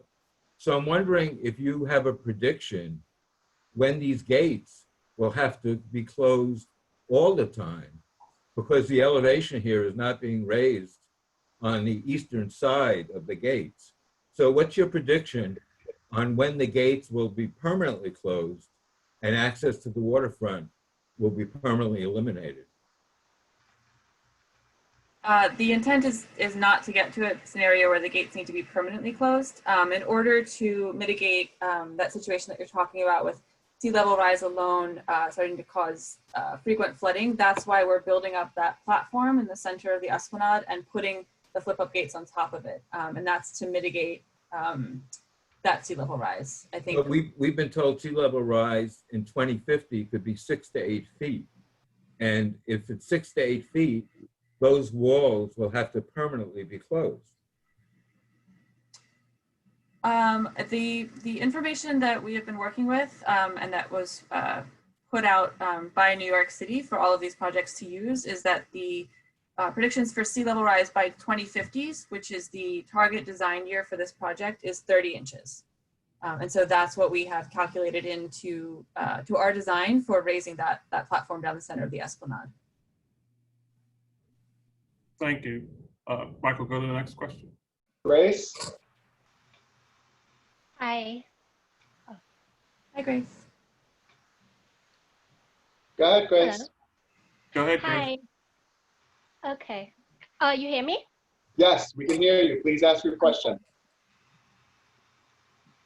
Yes, I do have a couple of questions, and a lot of it actually mirrors what Trevor said in terms of his comments.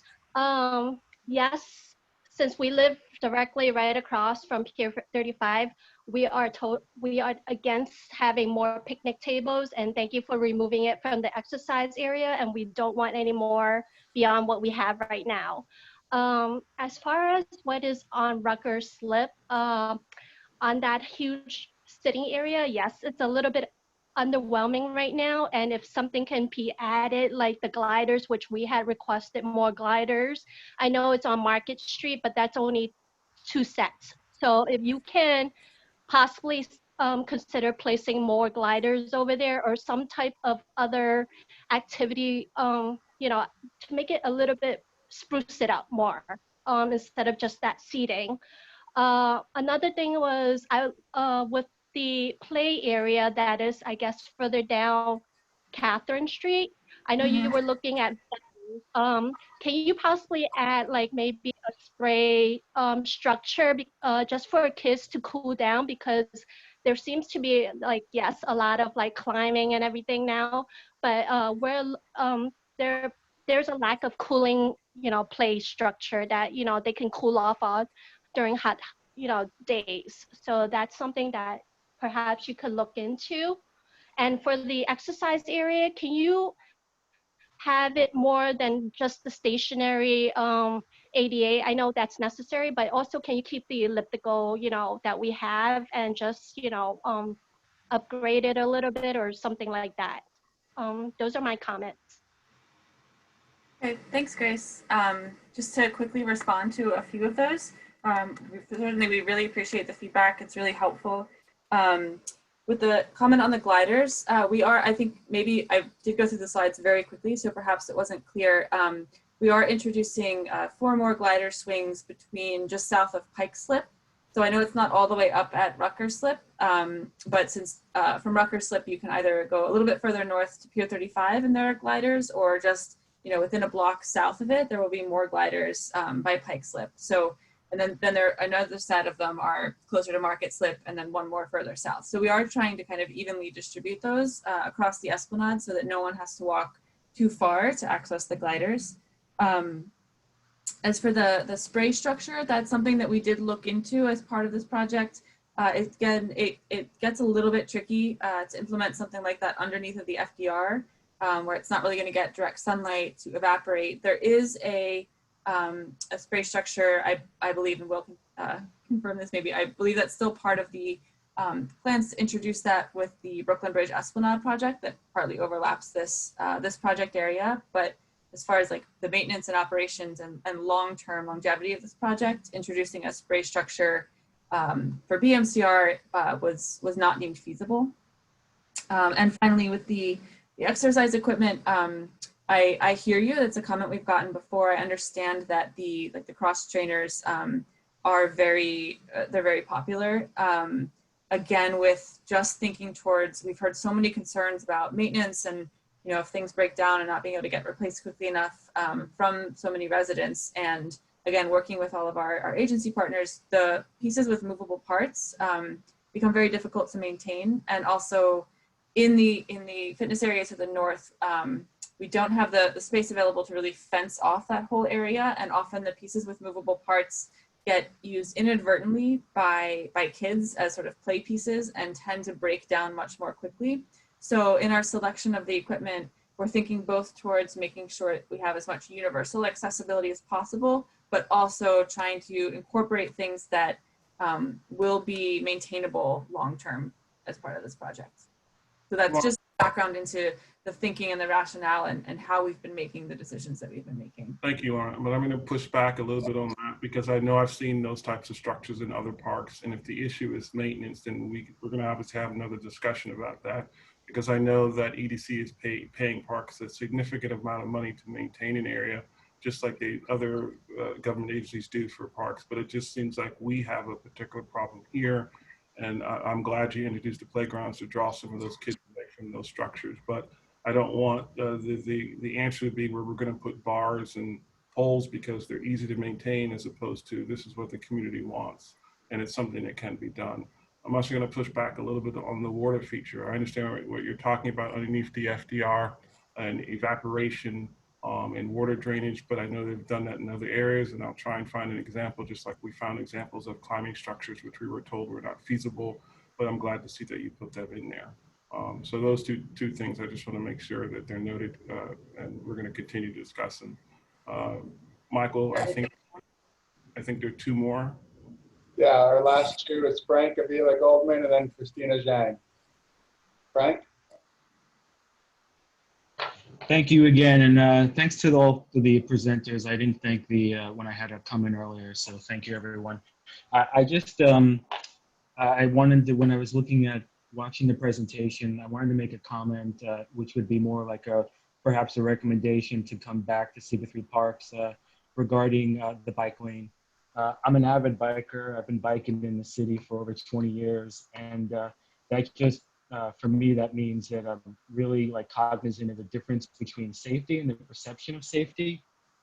And Trevor had mentioned earlier, and he's right, and he was referencing like you can go down there now and you'll see people now underneath the FDR, I'm sorry, you know, like in that park area. And when I ride my bike, sometimes I ride at night, and there are a lot of people out there. And I'm a very conscientious bike rider, but I just hope that you guys are considering during for bike riders and for pedestrians and all the people that are out there, and they're out there, it's a later night community, that there's some kind of safety measures in place. And I don't know what that would be, because you guys have a great design here, and I would hate for that to be overlooked, because most people tend to not think about bike riding at night. And there's just, it looks like in a lot of those visuals that the bike rider is going to be going right next to, I mean, I do it, like when I ride my bike, I see how people are moving all about. And I hate to have like a circumstance where you like, just maybe by oversight, where there's going to be friction between bike riders and pedestrians and people in the neighborhood who deserve to be out enjoying it at all times of the day. Thanks.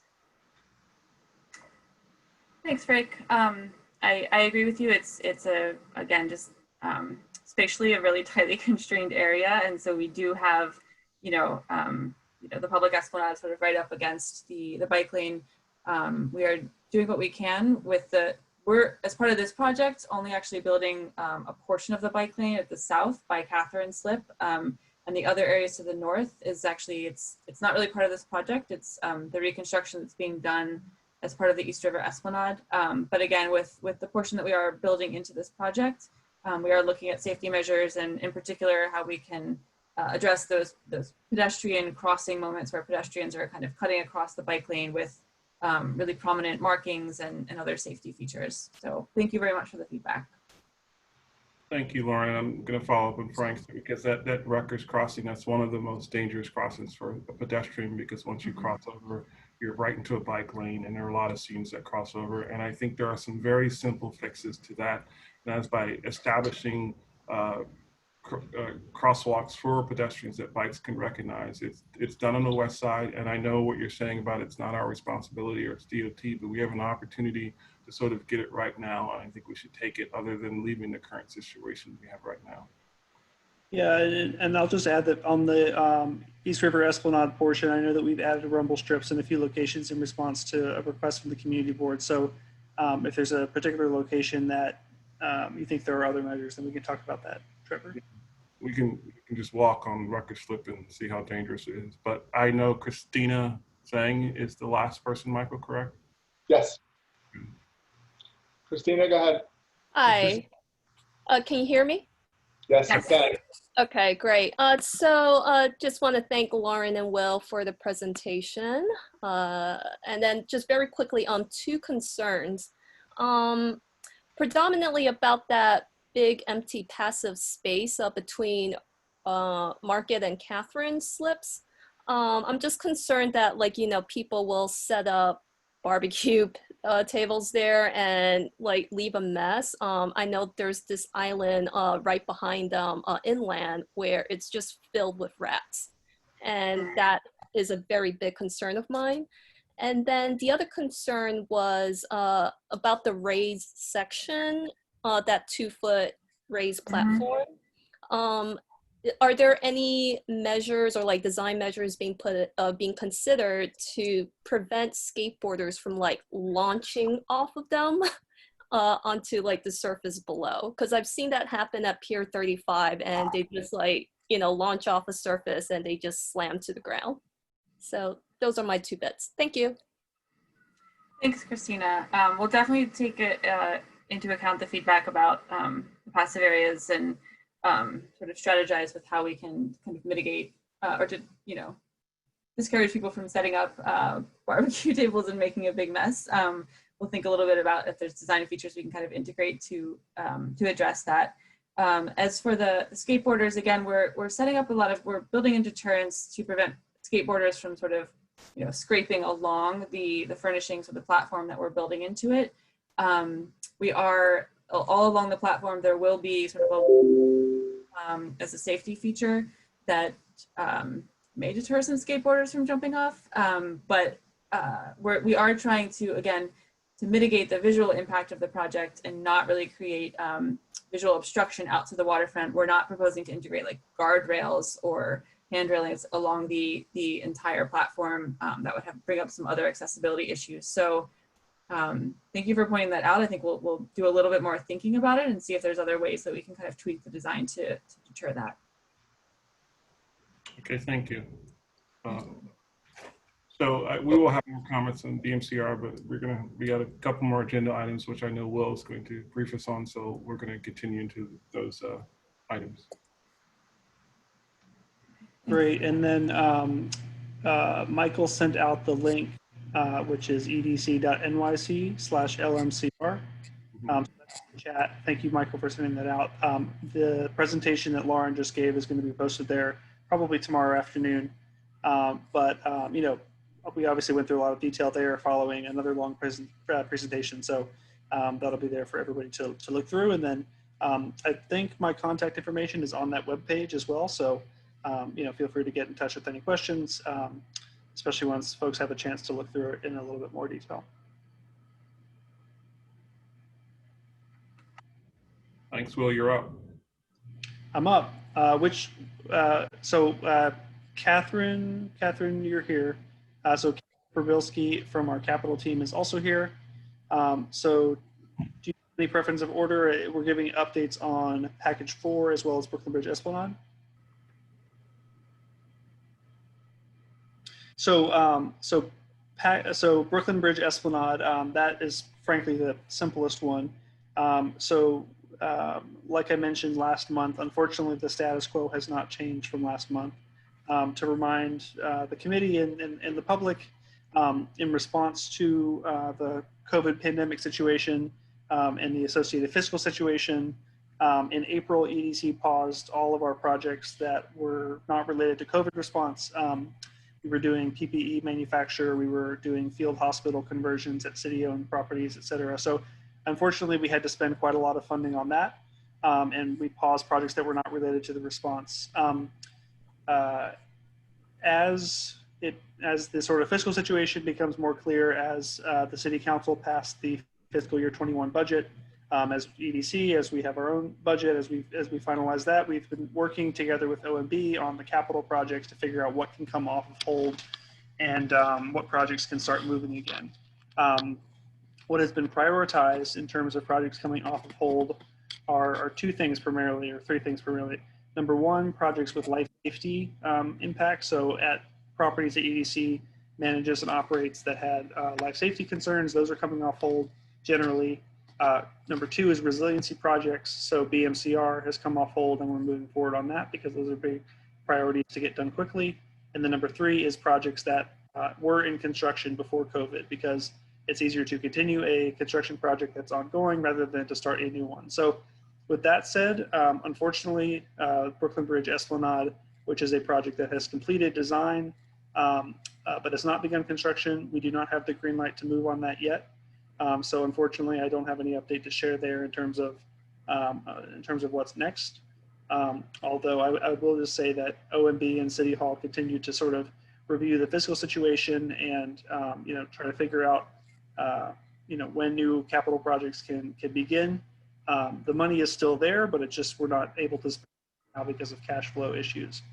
The package 4 of the East River Waterfront Esplanade, that project was in construction and very near complete.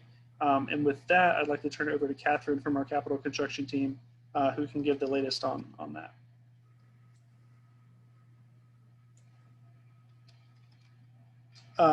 Does Catherine have permission to unmute? Oh, there I am. Thank you. Hi, everyone. Good evening. It's nice to see you all. So package 4 was also paused in early April due to the governor's order, actually, and then subsequently still paused due to what Will described. We did get a restart for that project, and it took a little bit to get the contractors back on board, as you might imagine, but we are working to get that project done as soon as we can. I think Will might have shared with the board that we're looking to open a few small portions of the project in the kind of nearer term in October, and then the rest of the project should be open in November. You've probably noticed some of the construction fence that has come down and is no longer there. Those were portions that were opened. There wasn't really anything in that space, but the portions with the amenities and extras equipment should be coming online in the next few months. And then simultaneously, that same contractor and construction manager have been doing some additional punch list work and remaining work from Pier 35 as well. But we are really pushing our construction manager to have a real schedule for finishing and leaving the site so that it is fully open and accessible to the public. All right, so one of the sections opened just today or yesterday, maybe the turf field portion is still behind a fence while we finish up some punch list items. And then everything to the south of that is going to be coming online within the next couple of months. And if you do remember, Trevor, I feel like we've spoken about this. There was a large sinkhole at Market Slip having to do with one of those chambers that, not the chamber, but the piping that came out of the chamber that Lauren mentioned in the limits for BMCR. And so there's some repair work that we're doing there. It was obviously an unforeseen condition and a change order, so we're working through working through getting that work repaired. So that section may be fenced off a little bit longer, but we're working to have it repaired as well. Okay, thank you. A couple of things on that, and I know Will has given some updates on opening. We're really trying to steward the area, and I mean, just by preserving and trying to maintain the space we'd have, but in addition to new spaces for that turf field, and from what I can see, it looks like it's going to open soon. But we really need for parks to put up proper signage as opposed to just opening it. I don't know how the turnover works, but before parks opens up fields in other areas, especially turf, they put up signs about turf because it's sensitive, especially to animals and urine and waste. And we don't want that to become a dog run. But sometimes when there's an extension EDC project at parks, no signs are put up for like a year or longer. You see with Pier 35 and the Esplanade, and the area gets destroyed. So we're asking that before that opens up to not only give us a heads up that it's going to, but to make sure parks has proper signage. That's a good flag on that, Trevor. Actually, there is a process for the handover. And yes, Parks is responsible for the signage. So yep, I will make sure that that the signage is a part of the opening, specifically of those very active use areas. Yeah, I've been honestly focusing on like getting it open with the correct handover, but honestly the signage wasn't like forefront of my mind, so it is now, and we will make sure that is the case. Sure. And just regards to the maintenance issues which we've been talking about for years, that light that you fixed on the rail went out 3 days later. So the light is still out, and the lights along the wall are still, a couple of them are still out. So I'm really trying to understand how this is going to work when we don't, are the sprinklers working now or not working?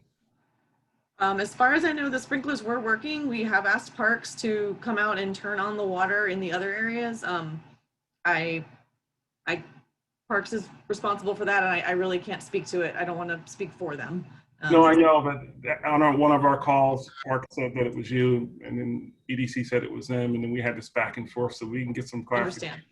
I think maybe the EDC said it was us is because we're on site, we're willing to get back in there, you know, with the plumber and with our contractor who installed it. But you know, we've been reaching out to Parks and the plumbers.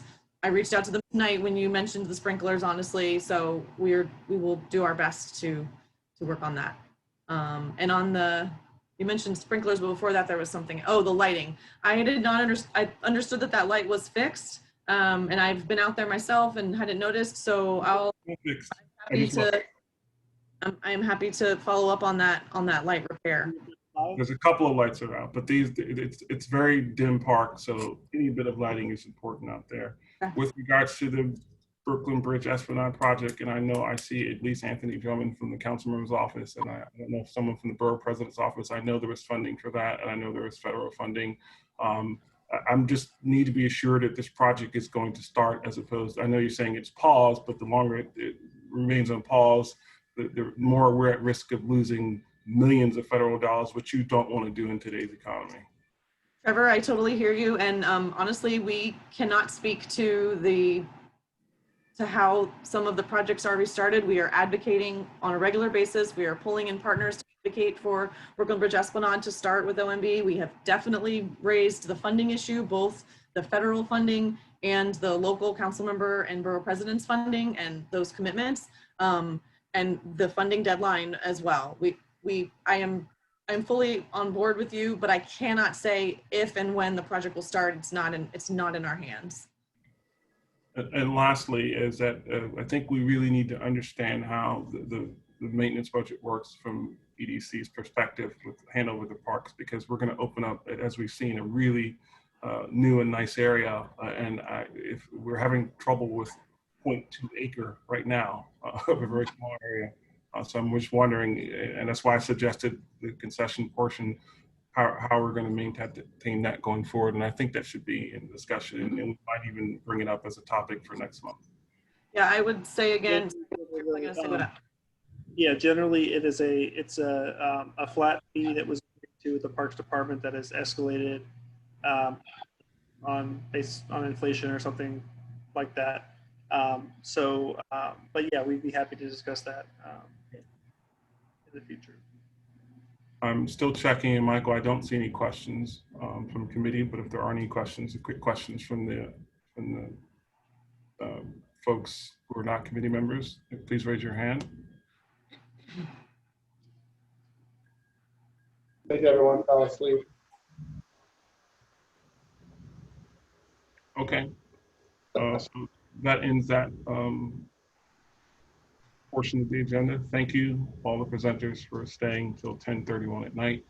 We still have another two more agenda items to discuss, so if you have to do And it. doesn't, Trevor, I'm sorry, but doesn't Parks and Sanitation want to stick around for the Lower East Side Center and compost discussion? Well, I had merged that into the initial, if they're still here, we can ask more questions, but I had merged that into the ESCR presentation just because they started to talk about it. But if they're here and they want to Christine discuss isn't even on. Say again? Christine isn't even on anymore. Yeah, I told her we had merged that into the. No, I'm here. Oh, she is. Sorry. She's here.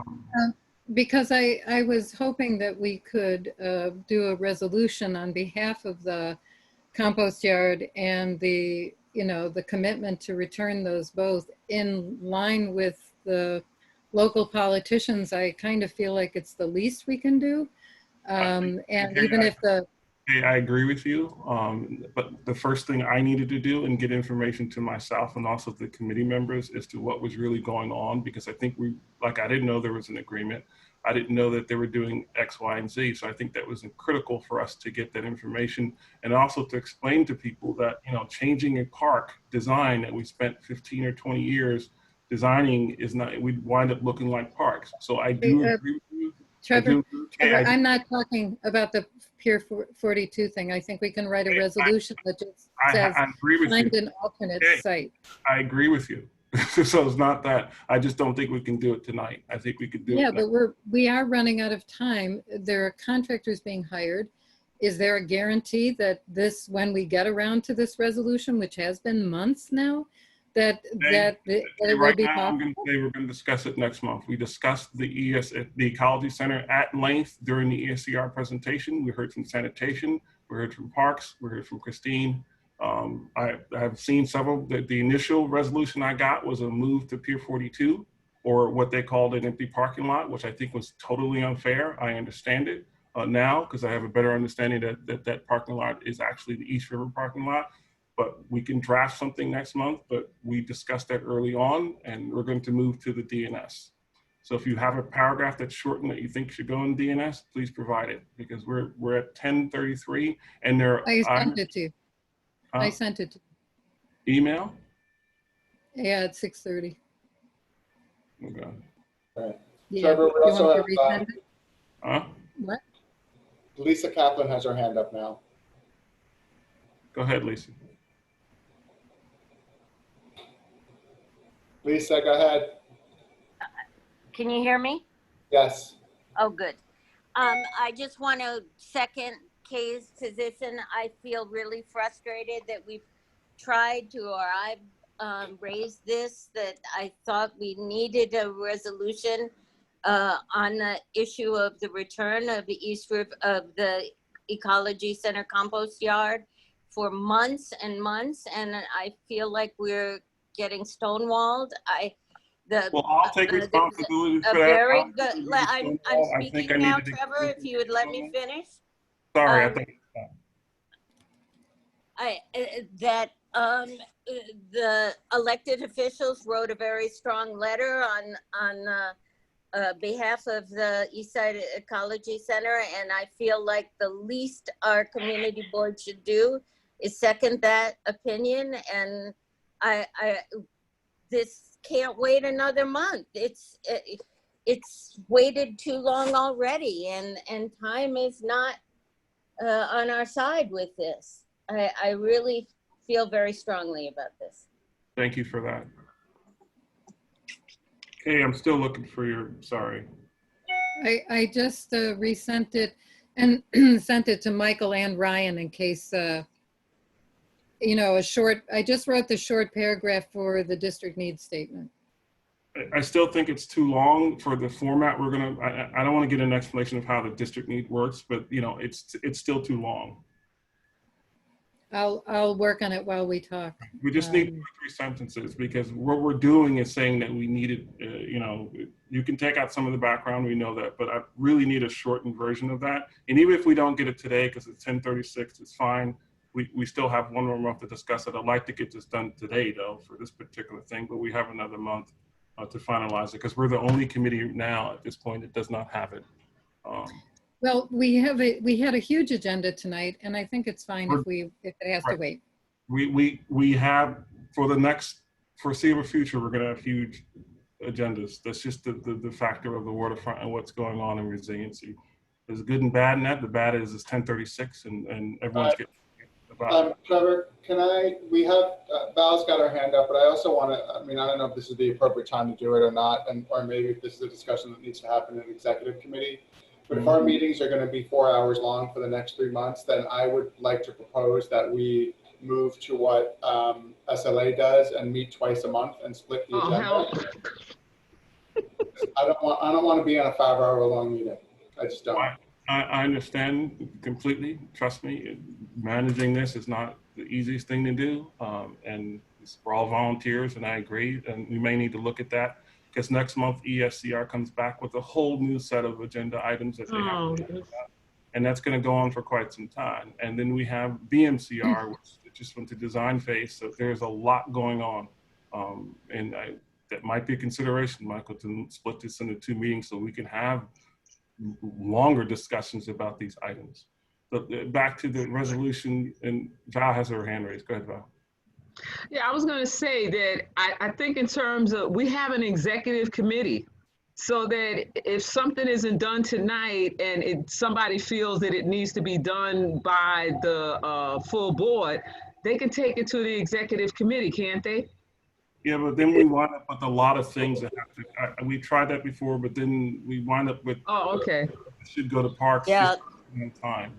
Okay, I mean, that was just a suggestion since it's 10:30. And I think the other thing with these presentations tonight, I would assume that they're not going to have long presentations like this the next time, because some of that material that was presented was like the intro, the overview, all of that. So they should not have that long presentations going forward, because I really don't want to meet twice to, you know. Yeah, I don't think so. I mean, if it happens next month, well then, okay. But otherwise, they should not have a long presentation like that, because that was a lot of background info. And yes, it was a lot, and a lot of construction terminology, which I think we could have not used, but people had asked for that. They had said specific questions about specific construction issues, which. Oh no, I clearly understood. I clearly understood why they were presenting what they were presenting, because I've seen the people's questions. I've been to different meetings, and so I knew, oh yeah, they're answering questions that have been asked. But I mean, they were answered tonight, so they shouldn't have that long a presentation going forward, because they answered it. All right. So for the purposes of this meeting, the agenda item that we had for this particular thing, because we did not get an update. This is the first time we had sanitation on. I know it took months, but it's difficult to get everyone in the same room. Our agenda item reads LES Ecology Center and Compost Yard update. To write a resolution right now, that's not on the agenda. I needed to get, and I think the committee needed to get, an update from parks and an update from sanitation as to the exact situation. I think now we're in a position, because we've gotten a letter from electeds, we've heard from Christine, to write a resolution based on what we've heard, as opposed to the original resolution that came before us, which was moving it to a planned park area. I think that's where we stand right now.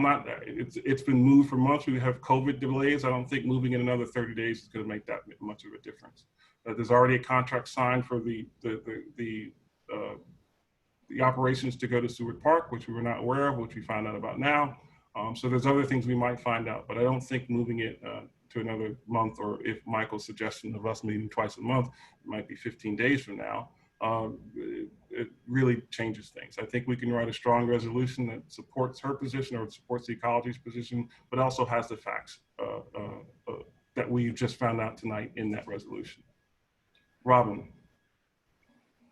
I was going to say, I wanted to put forth that resolution, but I just, after what you just said, I agree with you. I agree that we can put something forth next month. And I think the focus should be not so much on where this temporary site will be, but on that it's going to be returned to East River Park at the end of, that it's part of the build of East River Park.